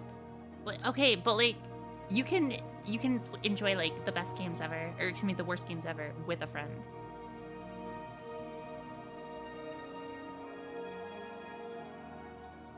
I wasn't fully woken up after last hypno. Why the hell did Oblivion OST wake me up? Yeah, this is okay, it's like, you know, when you eat sushi at a sushi restaurant, there's ginger as like your sort of like palate cleanser. This is your palate cleanser. And you know, here's the thing.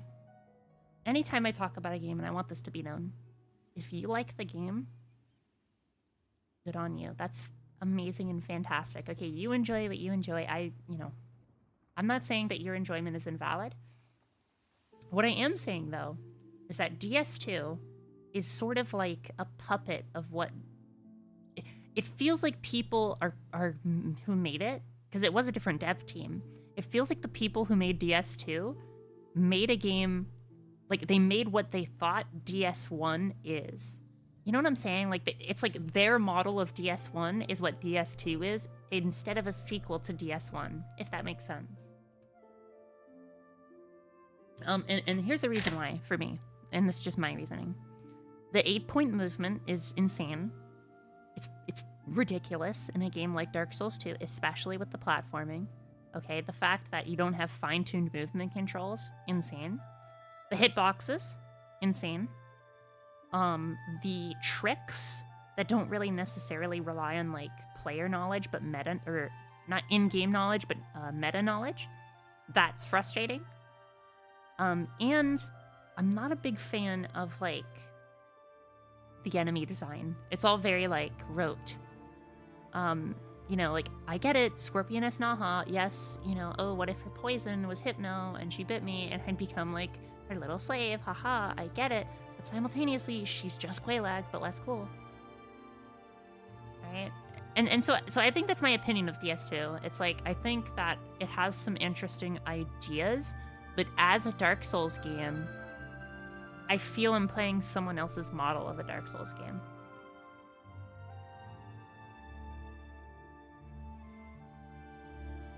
I'm sorry, Dizzy.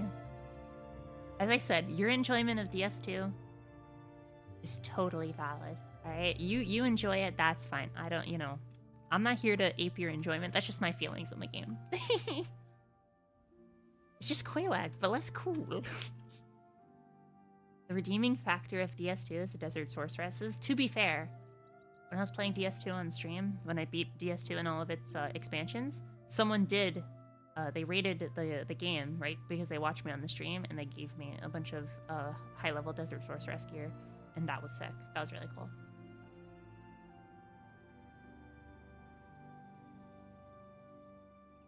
I think Chapo's asleep. This is so sad.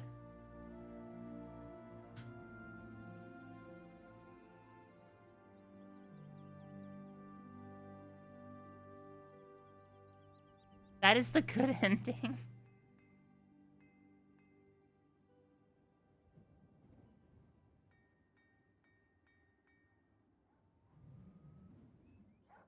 Although I think I have my own just kind of radically different Dark Souls opinions. Like, alright, chat, I'm gonna be real with you. I think equipment stories are bad. I get the reason for it. I get it. I understand. I understand why the developer made them like that, okay? That's how he himself learned American stories. I get it. I'm aware. But I don't like it. And I'm not saying I want like a Marvelism, okay? I'm not saying I want like, oh, Chaos Queen Quelaag is right behind me, isn't she? Right? Like, I'm not saying I want that type of shit, right? I guess what I'm trying to say is that I want a...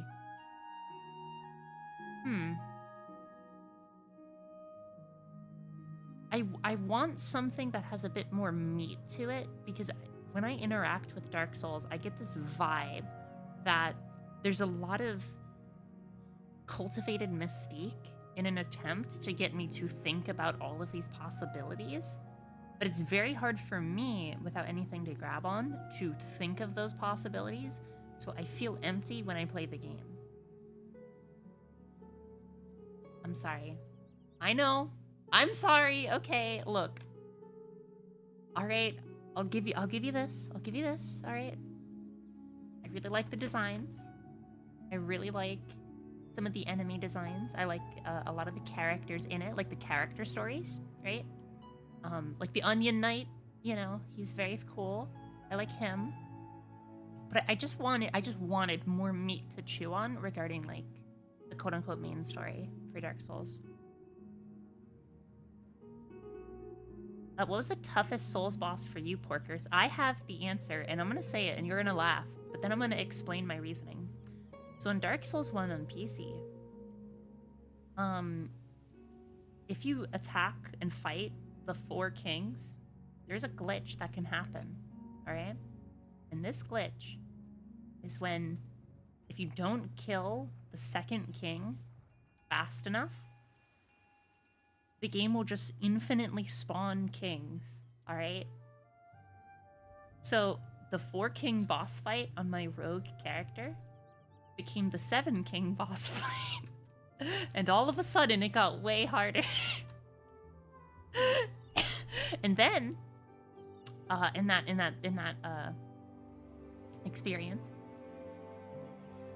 I went to the blacksmith, and then I spawned under the map, and I had to do the power that makes you die in order to get to, and I had to lose all my souls from that fight, from the Seven Kings. And frankly,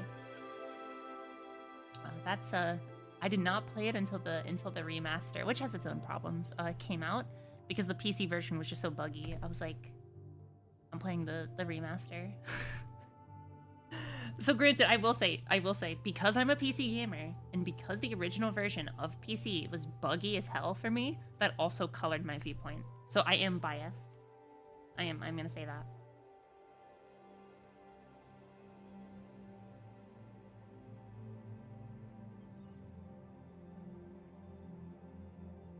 I think Nito for me, I think, honestly, I think what boss is hardest for you kind of depends on your build, honestly. Because, like, I don't remember Nito being particularly difficult. But then again, I had a lot of problems, like, in Dark Souls 3. I didn't have any problems with, like, the last boss, but then I had a lot of problems with Abyss Watchers, for example. DS1 is my least favorite. I'm trying to think. I think the experience I had with DS3 was, like, the tightest. But I think DS1 was best for me because the lore was new, and so I wasn't I had to, like, discover the world, and that part of it made it fun for me. Because DS3, I kind of already knew the concepts of what the developer was trying to say, so it wasn't as, like, fresh in my mind, you know?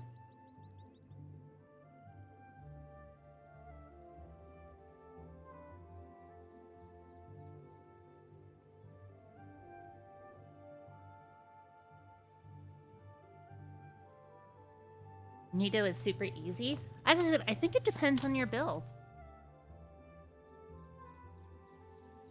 Because it's like, I feel that like Deacons of the Deep, for example. If you're like which one is Deacons? Is that the one in DS2? With like all the skeletons? I'm trying to remember. Do you guys remember that skeleton boss fight in DS2 and it was just like a normal skeleton encounter that they called a boss fight? Do you remember that? Oh, Deacons is 3? Okay. Oh, I remember Deacons. Okay.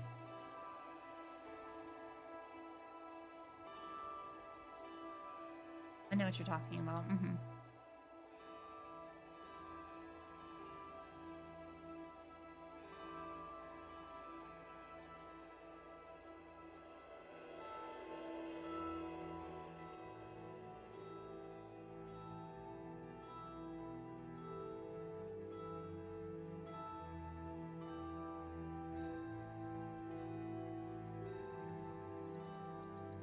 Sargor only play DS3. It was okay.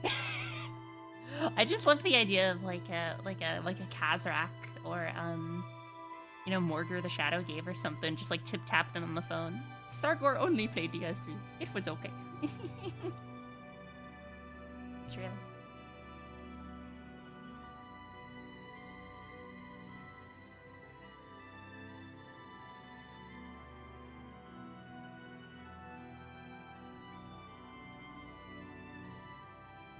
You know, chat, sometimes, you know, I feel Oblivion music is the ultimate palate cleanser when it comes to, like, between hypnosis sessions, because at the end of the day, it's just very chill, you know, it takes me back to childhood, it kind of loosens me up. I remember playing Oblivion on the Xbox 360 at my dad's house, and I remember sitting there on the bed, and my dad, he's like, okay, you beat the sewer level? You can go anywhere. And I'm like, what? And he's like, you can literally just go in a direction. And that killed me as a kid. That, like, actually blew my fucking brain. The one chariot gimmick fight, ooh, yeah, I remember that. That was a pain.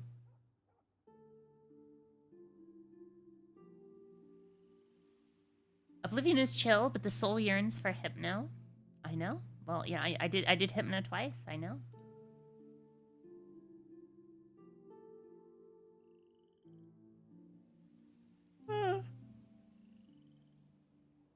God.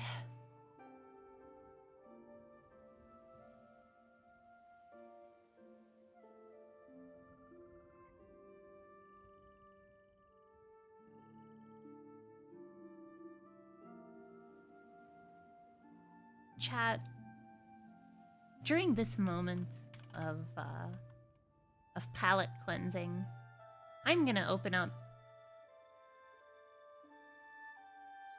Tome of Corruption. Why am I gonna open up Tome of Corruption? Very simple.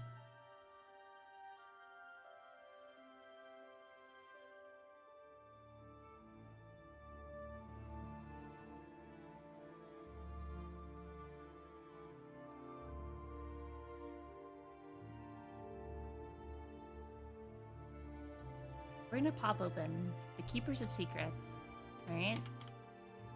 Page 246, Tome of Corruption, alright?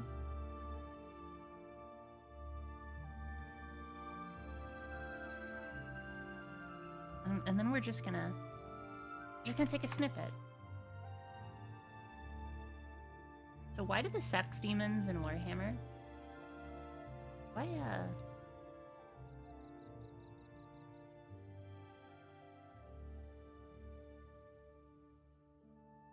I'm gonna do a window capture.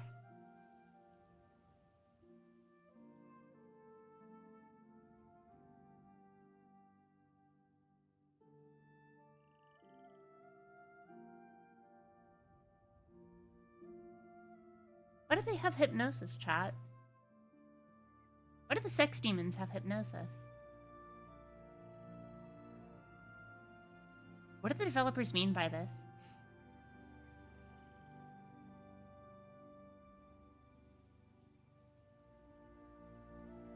You're in on it. Right? Look, chat, I'm just saying. An Enemy Within, alright? In 4th edition, there's a hypnosis section, alright? In Power Behind the Throne, there's a hypnosis skill. And the hypnosis skill is like fucking 20 million long paragraph about hypnosis. And you can basically make sleeper agents with the skill. And it's sick as fuck. Like, you can literally, like, mind control people. And do, like, crazy social shenanigans with it. And I'm just saying, it's so in-depth, it makes me look at Cubicle 7 and go, are they hashtag our guys?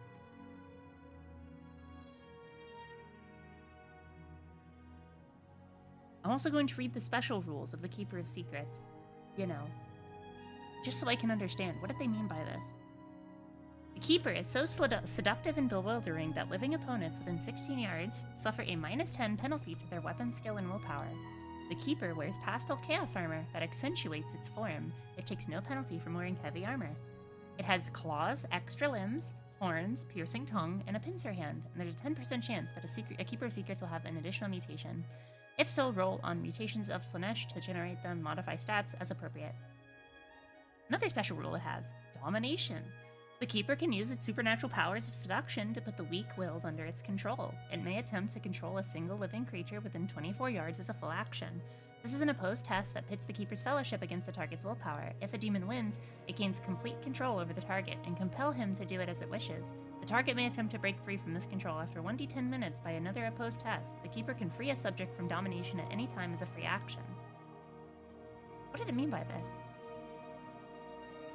Cloying streams of pink mist rise from this massive demon's perverse body that can deaden a mortal's reflexes and fill him with fatigue. All living creatures within 8 yards must succeed on a challenging toughness test or half their weapon skill and agility characteristic.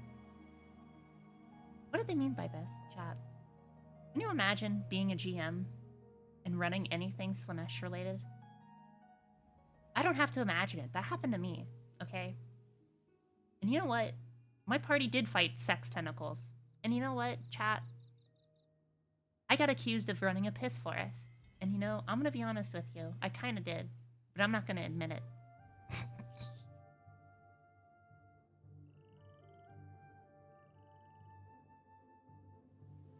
Rando, you need to do Warhammer Fantasy. Warhammer Fantasy is a really good game. It's really good. It's really fun.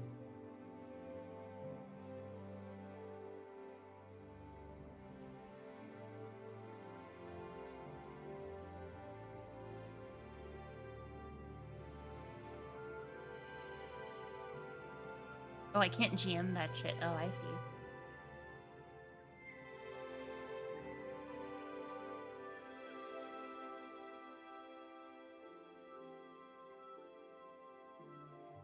I'm just not a huge fan of Warhammer's style of grimdark. Well, guess what, fabulous mystic? I have just the thing for you. It's called Warhammer Fantasy First Edition, before it became grimdark. And it was basically just its own take on D&D. That's what we're running right now. It's very cool. But yes, that's fine. Obviously, not everyone has to like the things I like.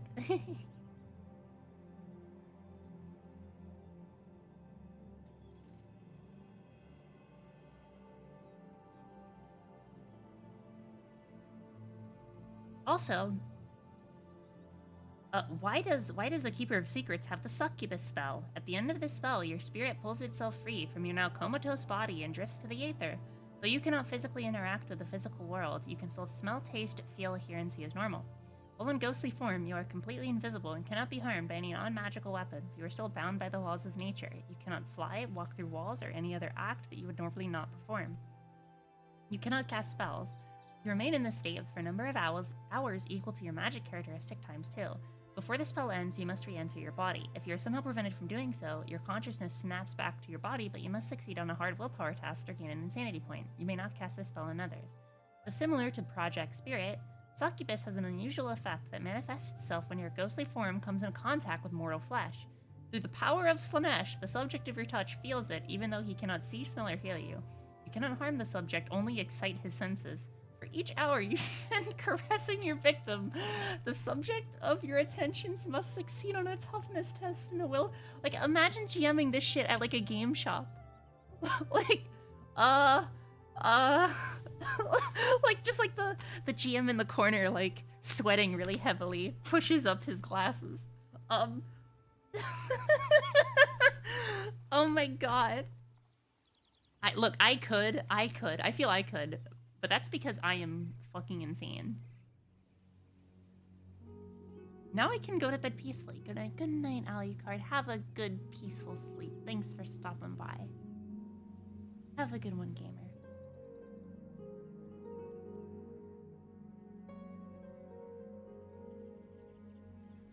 That's true.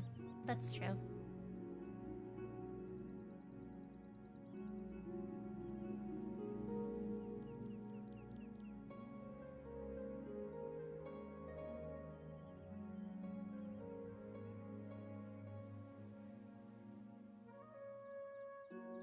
GM sweating profusely.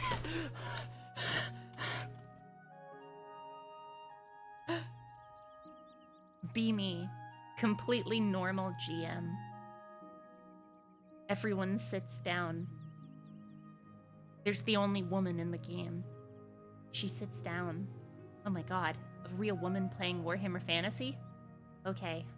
Our party is engaging the Slanesh cult. I already planned this ahead of time. The cultist will use the Succubus spell. Let me randomly roll. Oh god. It's affecting the one person that would make this weirdest. Then the question stands, chat. Does the GM, even though they had no ill intent, do they continue on with the strange spell? Or do they risk being put on a YouTube video about RPG horror stories? Many such cases.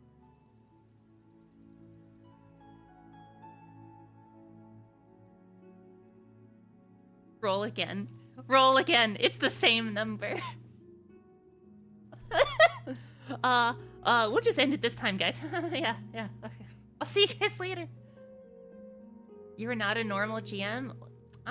Look, I'm a very normal GM. All right. I am a fair and balanced and simultaneously brutal GM in all the ways that matter. My players live, but only so that they can suffer.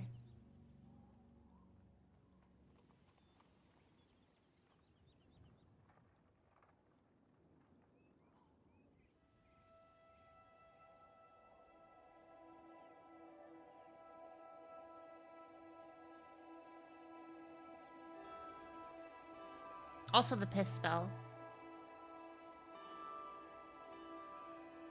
Japo, you're here. Wow. Did you get my message?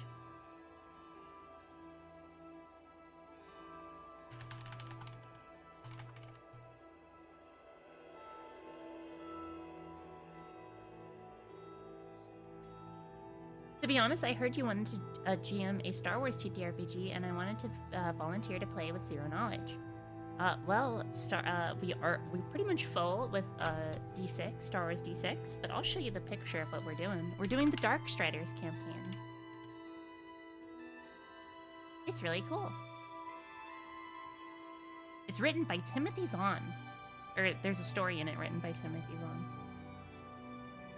And so the idea is that you're in a stolen Carillion Corvette, and you're chasing down the enigmatic Moff Sarn of the Imperial Remnant as he uses a bunch of crazy artifacts known as the Darkstrider artifacts, which basically do plot device things based on GM. So each game can be radically different, and it's like an anthology series, trying to chase him down and get him.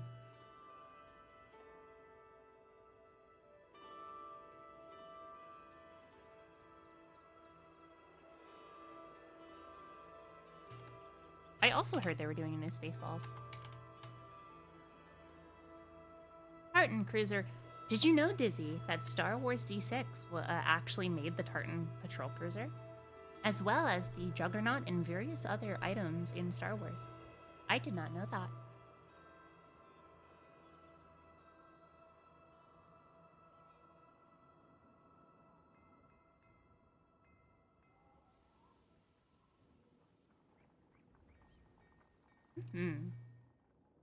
Okay, time for more hypnosis. Because Japo is here.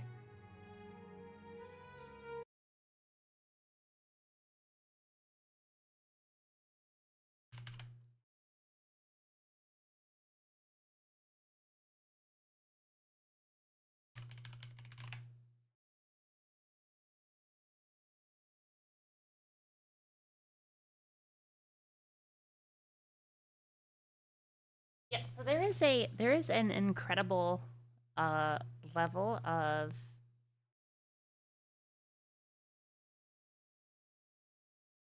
hang on.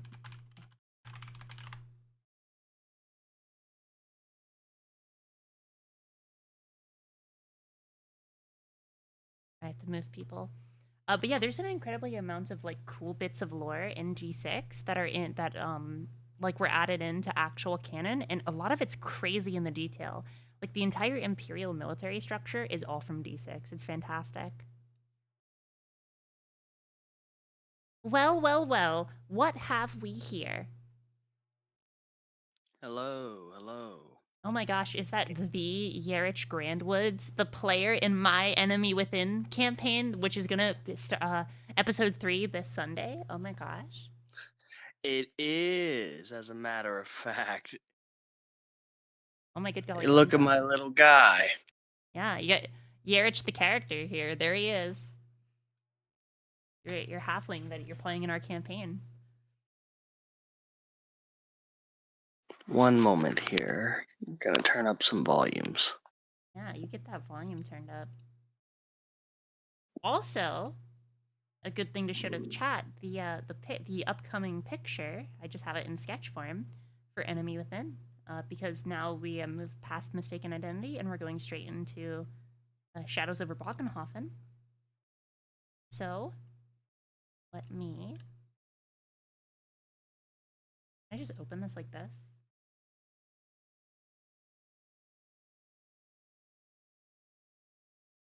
There we go. All right, let's try it now. Let's see how you sound. Hello. A little better, a little better. Hello. Hi, everybody. Hello, Japa. What has you here in my neck of the woods today? Not in my Warhammer neck of the woods, but I know, I'm in a different element. I'm not in the usual Warhammer one. I know, you're in I'm catching you off guard here. Well, to be honest, I'm not as educated or in the field as you or the other guests you had today. when it comes to hypno and the likes of it. I don't know all the fields and categories. I'm more just a passerby learning about it and picking it up as I go. You're So I thought, why not jump in and experience it with you today? a Renaissance man. The Renaissance clown, indeed. It's true. That's true. Alrighty, Joppo. Well, there's one thing I can tell you in this whole crazy, crazy world of ours, filled with hypnosis and spirals, is that, just relax and, and just let yourself go, and you'll have a great time. Okay? Mm-hmm. Mm-hmm. Sorry. I'm trying to hear you again fully, but my mic cut out for just a second. This is so I'm gonna sad. try to get it a little more. Alexa, make the thing. Yeah. Give me just one moment to try to get everything completely up to standards for this. All right, Do just it one for, yeah. second. I'll continue to play Oblivion music. Tell me when you're ready.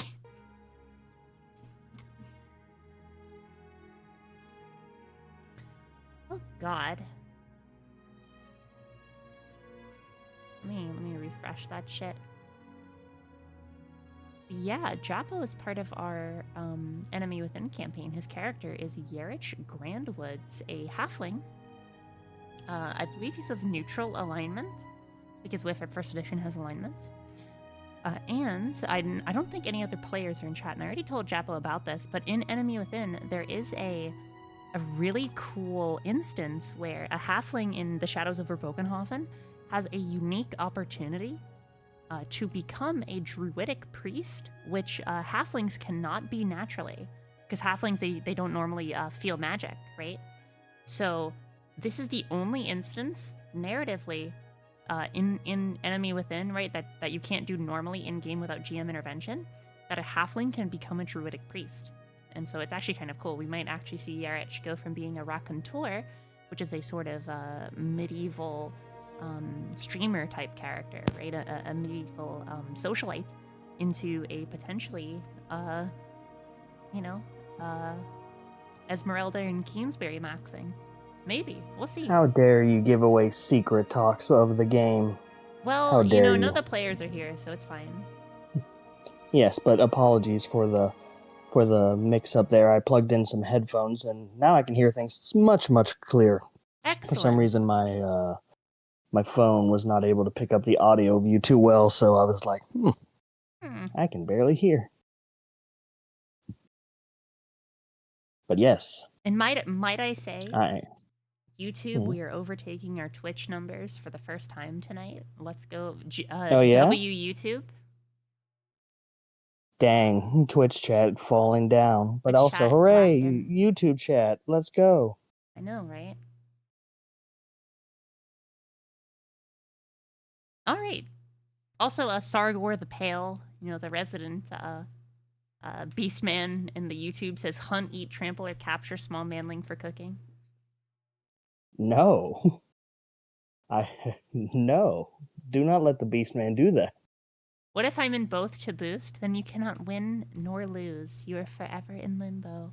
Hypnotized, dare I say. Look, Dizzy. Look, Trapped Dizzy. forever in limbo. What? Dang, how sad. I know, you'd make Looks a good around. drone. Trapped in limbo. Mm-hmm.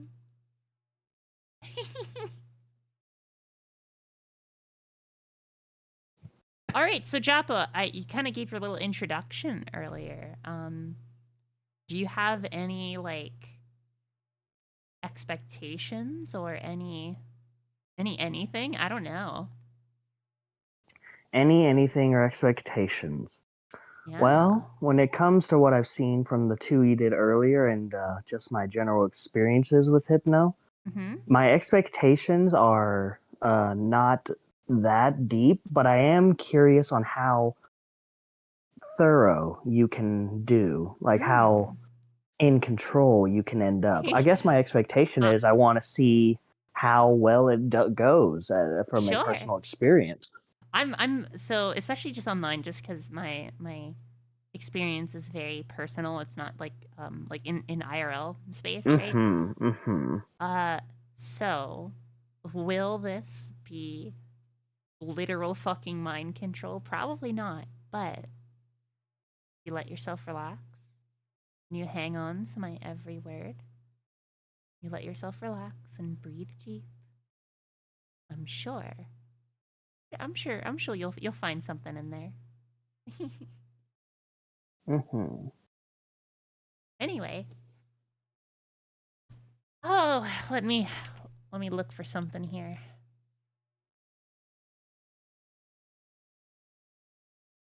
It's sad because most of my inductions are all physical. Jeff, are you laying down or are you sitting? What are you doing? I'm laying down at the moment. Okay. All right.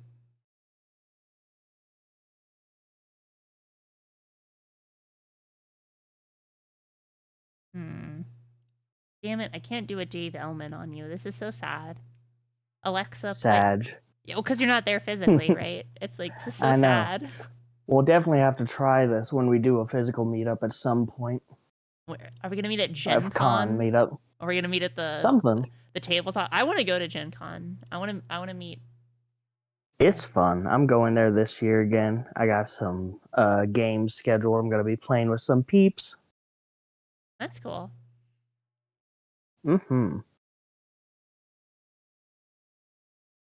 We'll have the live Porky 600 person hypno session. Let's go.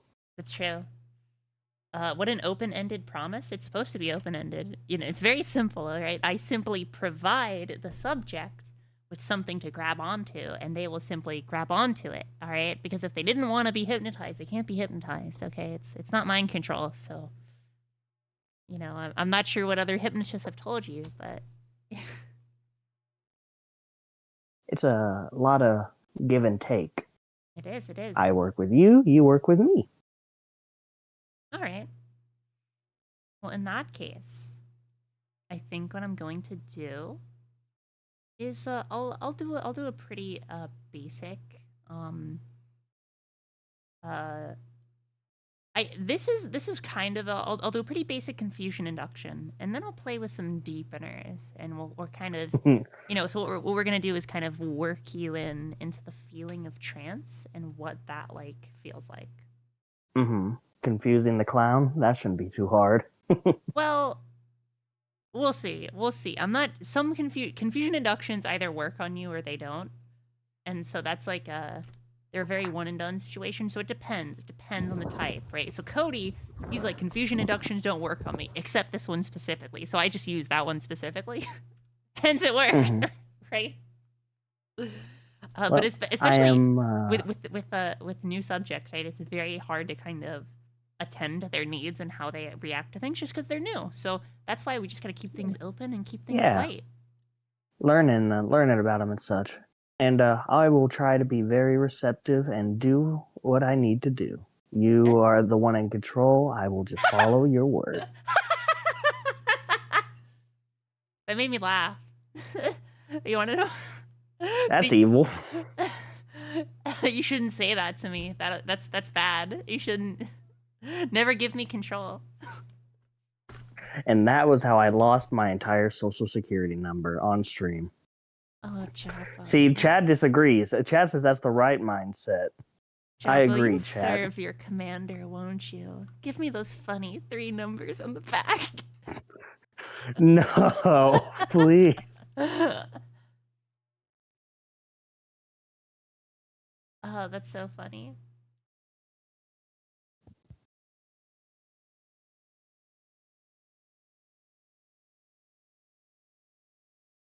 All right, I think we're good to go.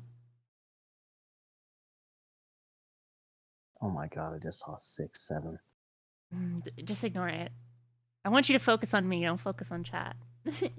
Yes. Alrighty.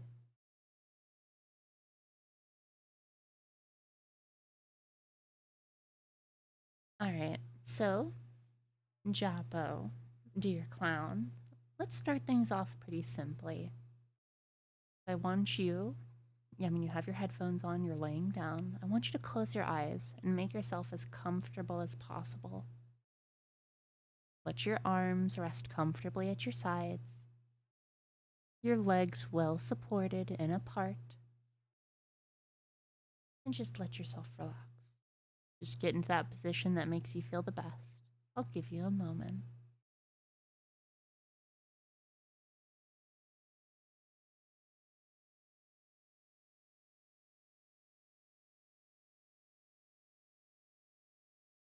Because, Japo, in just a few moments, I'm going to ask you to focus all of your attention on nothing. That may sound like a very odd thing to think about, to think of nothing, to allow your thoughts to quiet completely. Thinking of nothing is actually something that we do every day. And at the end of the day, when we close our eyes and find ourselves in that in-between state, not awake, but not yet asleep, thinking of nothing. And the key to thinking of nothing is to let your mind relax. Allow every stray thought that wanders in just as easily wander out again.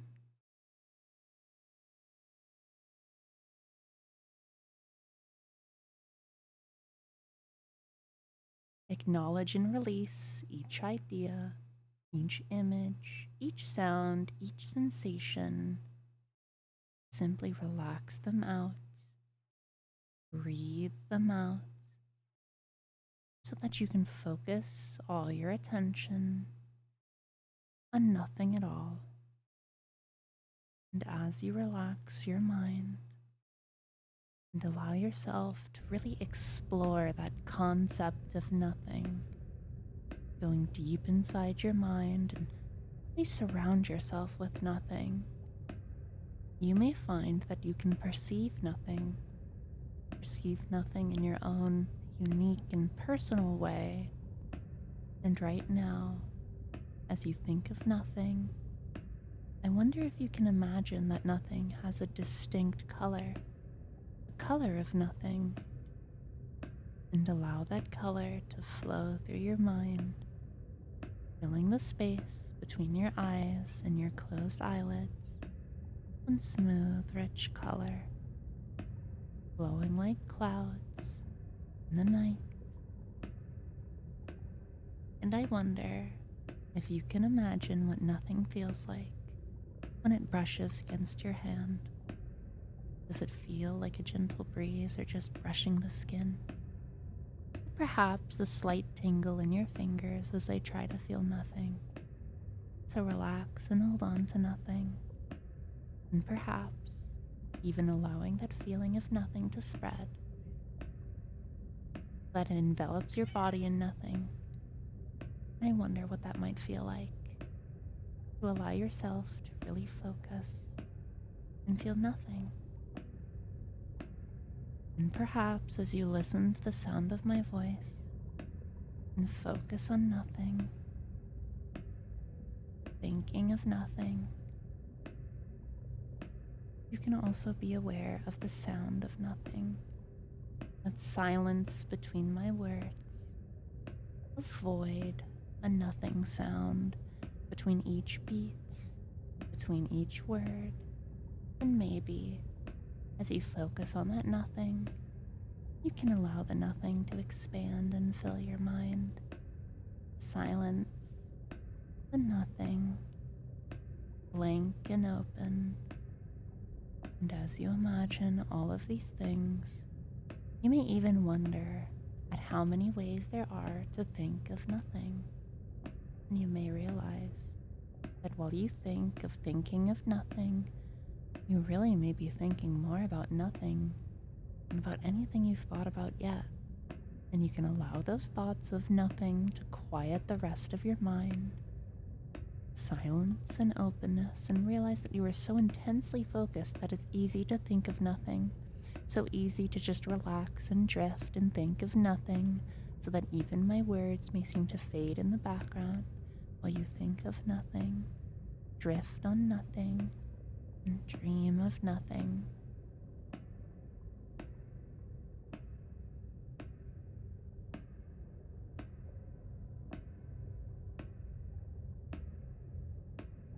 And while you think of nothing, focus on nothing, allowing any stray thought or a sound that enters your mind to drift out again, thinking of nothing, and simply allow yourself, with each breath you take, with each thought that floats out of your mind, to think even more of nothing, to open your mind, to relax your thoughts, deeper, more relaxed, more nothing.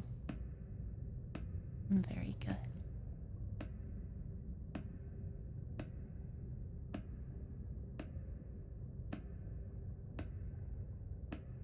And now, what shall we do with you now that you're in that void of nothing? Let's put something in that nothing, shall we? I want you to imagine that you are standing in front of an old-fashioned blackboard, kind used in school classrooms. Make it as real as you can in your mind. Feel the texture of the smooth surface. Notice the deep color, the frame around it, the chalk tray where chalk and eraser are kept. Now, imagine reaching for a piece of chalk right now and writing a large letter A on the board. Really see the A in your mind's eye. And now, using your other hand, grab the eraser and erase the letter A. And as you do, allow yourself to think deeper down and feel your mind relaxing. Now continue through the alphabet the same way. And as you write each letter, say it in your mind's voice. Say deeper down and feel yourself relaxing, drifting deeper and deeper with each letter you erase. And as your mind becomes more and more relaxed, it becomes harder and harder for the next letter to come to mind. And that's okay, because soon the blackboard's gone too. And there you are, enveloped back into that nothing, filled with blissful relaxation. So much so that you can just forget about the letters entirely.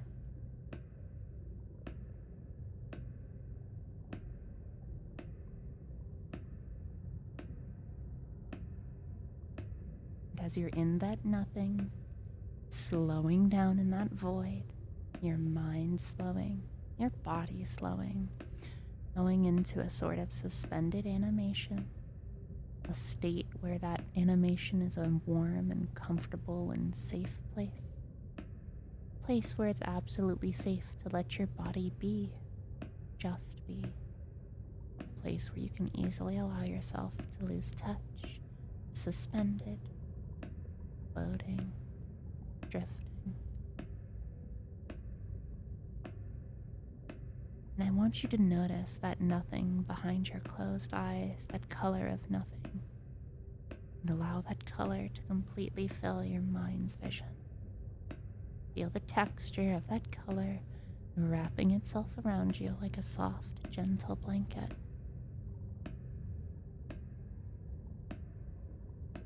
Hear the subtle sounds of the universe around you, drawing your mind's attention away to a distant and happy place.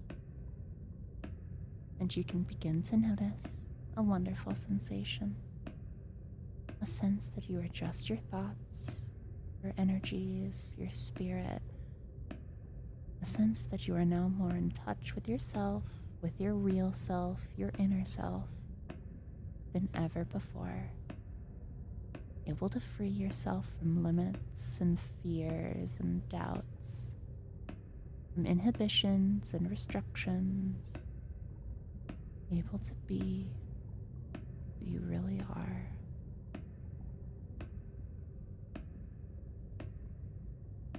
And that's someone who likes to hang on every word.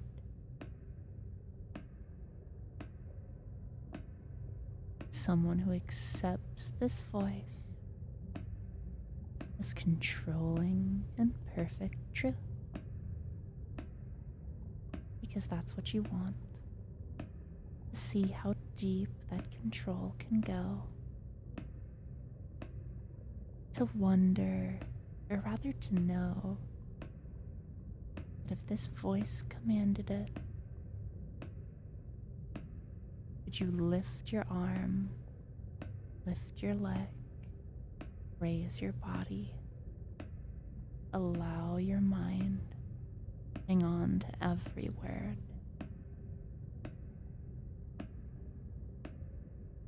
Allowing your voice to respond with a very eager yes, Commander, the sound of a snap.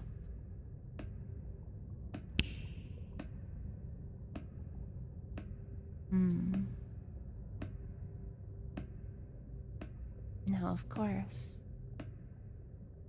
we're in public, you and I. I want you to know that deep inside yourself, now that we've torn down who you really are, we can build you back up again. Back up with this voice. Back up with this will, while you feel nice and relaxed. And so when you hear the sound of my voice,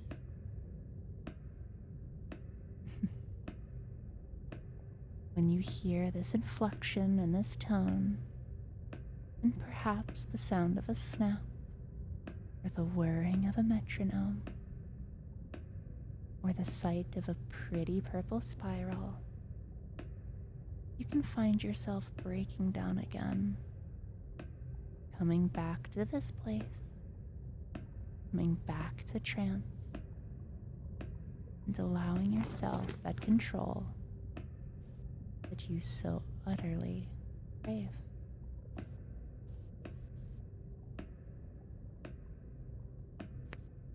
But for now, I want you to take a deep breath, hanging on to every word. And as you exhale, I want you to allow that nothing, all of that void stuff that grabs you and tears you down, I want it to leave your body, and for you to slowly but surely, with every breath, to come back as you are, to bring back your body, bring back your mind, to put the pieces back together, and return to the land of the living.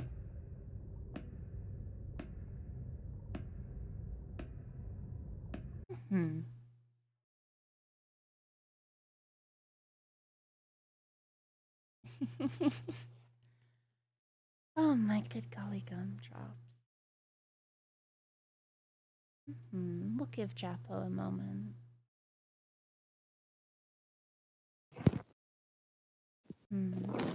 Hello, Somnus. Oh, hi, Jack. How you doing, Japo? Hello. Hello. I'm doing good. What's up? Good. I'm doing good as well. How did you feel? I think I felt pretty good. I'll be honest. Got really zoned out there for like a second. Good. That was the purpose. I assume that was the goal. Yep. So Alrighty. the point of entering entering trance, right, or with a deepener, right, is to kind of to tear down all of those extra thoughts, and it's just drifting, and then while you're drifting, the subconscious just latches on to the hypnotist, and that's kind of the idea. And then so from that, right, there's probably more forks, but we're online, we're on Twitch. I can't go too crazy. Damn. Also, I just looked back. Fucking 6'7". God damn it. Thank you. Well, that was Job. interesting. That was fun. Yeah. I'm glad you had fun. Yeah. I'm glad it was fun. I apologize if I didn't interact a lot. It was like the build up or You weren't during supposed it. to. I was just You weren't. I mean, what were you supposed to do? Sex noises? Like, what do you mean interact a lot? Like, no, like I didn't. I assumed that wasn't the goal, but no, I meant like I would assume like the other people they had all the like answers and all the in-depth stuff. I did not, and I apologize. there's nothing. There's nothing for you to apologize for. I simply wanted you to relax and listen to my words, and you did. Huzzah! Huzzah!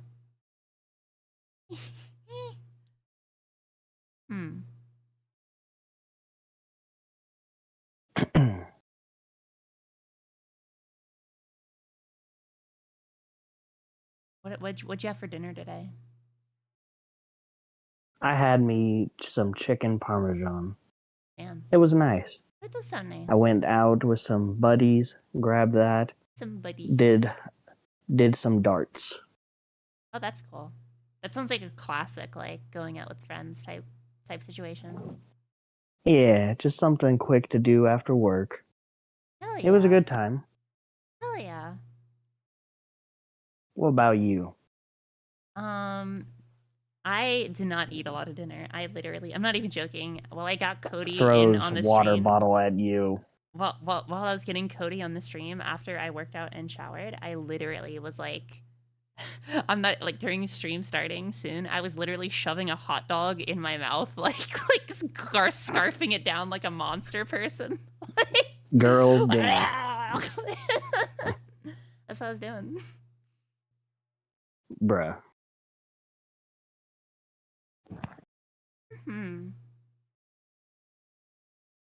Alrighty. Oh, thank you for the hydrate. Drink water. I need it. Or in Bro, your case, apple juice.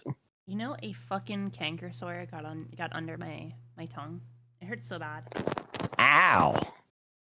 That's awful. Stop that. Just to gain control of your body, make it go away instantly. I know, right?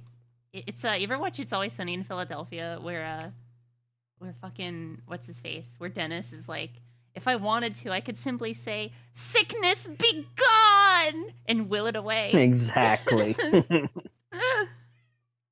I quote Always Sunny all the time, especially Frank. I don't know if you heard my cat, but in the middle of that whole thing, Jack just started coming up and goes, meow, meow, meow, meow, meow. He just started meowing. I did not hear him in the middle of it, no. Good. But I hear him now. Hi, Jack. Hi, Jack. It's the Eater of Worlds himself. That's true. Making a rare appearance not at the Sunday games. That's true. Okay, I give you 6 months no power. What? No, not 6 months. That's not good. Too bad. I thought I provided. I thought I did what I needed to do. This is so no, sad. 6 months. Alexa, play the song. Play the sad song, Alexa. Alrighty, well, on my end, it is almost midnight. Oh my goodness, it is almost midnight. Japo, did you have anything else to say to the chat before we go on? I hope you all had a good time and educated and learned on what it's like to dive into hypno as either a first-time joiner like myself or as a hypnotist in training. I hope that you use what was learned from the others and my own experience to your own benefits. Consent and mutual benefit is always key, and have a fun time. As we all know, you are now at Hypnotist Apprentice Level 1, and you need to complete your advanced schema if you wish to engage in Hypnotist 1 to 4. You need to get 400 XP to level up to Hypno level 2. That's true. You need to increase your intelligence, your willpower, your dexterity, and your attacks. You get extra attacks. Everyone who's not on the table, I was like, what the fuck is she saying?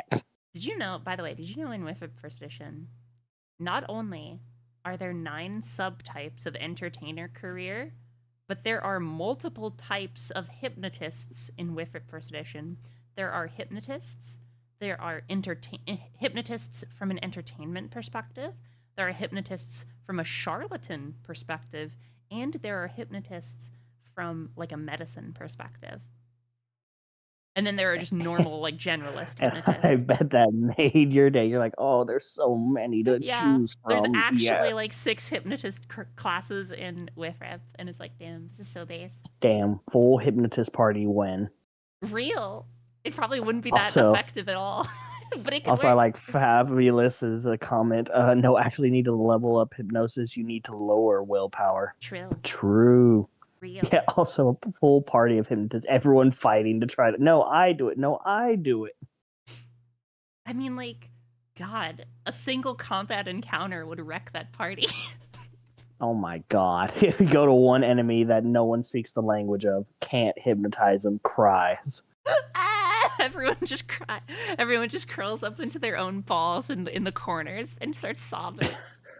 Just looking at the sky. Why, my patron? Why have you forsaken me? All right, 5 Reiklander hypnotists. You meet a Bretonian. No Bretonian language, no dark tongue, nothing. It's you only have one language and everyone shares it. That would be like a 1-session party. It would. We died to a boar. What do you mean I can't hypnotize the boar? It's gorge you upon its tusks. Ah! That's what happened. Alrighty. Well, chat, it's been so fun talking with you all. It's been so fun doing some hypnosis. I really enjoyed it. Any questions for me, Joppo? Any complaints? Any concerns? Not that I'm aware of. Good. You shouldn't be aware. We don't like you when you're aware.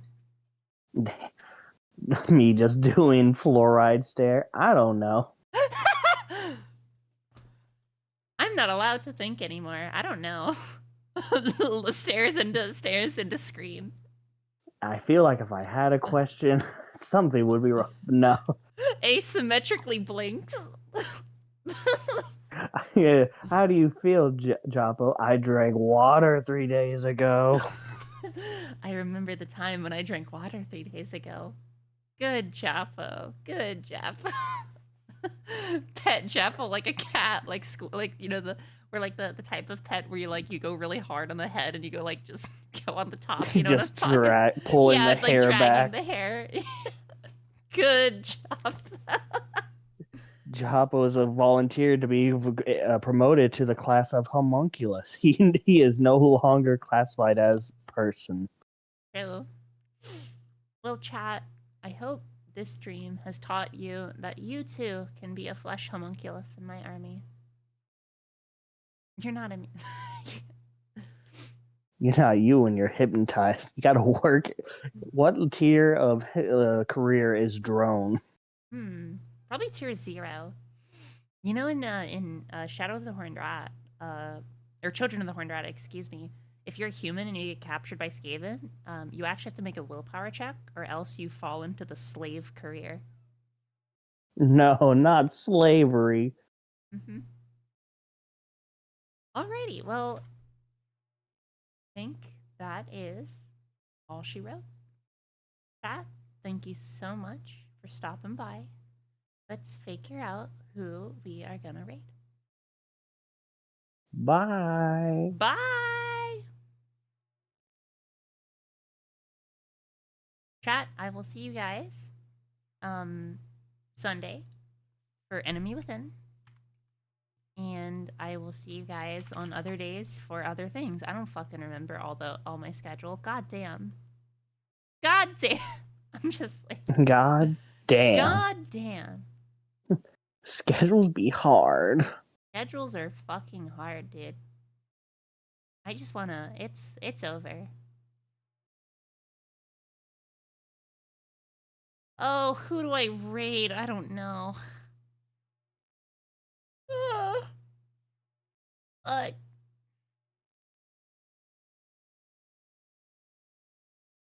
Alright, I'm gonna raid my friend. True. Changer's raided me so many times. We'll pay it back. I'll raid Changer.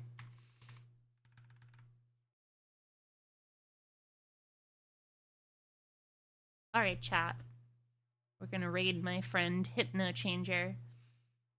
They're obviously a hypnosis What do they content creator. change? Various things. Wouldn't you like to know? Wouldn't you like to know? Wouldn't you like to know, Weather Boy? Exactly. Alright, chat. I'll see you guys later. Love you all. See you guys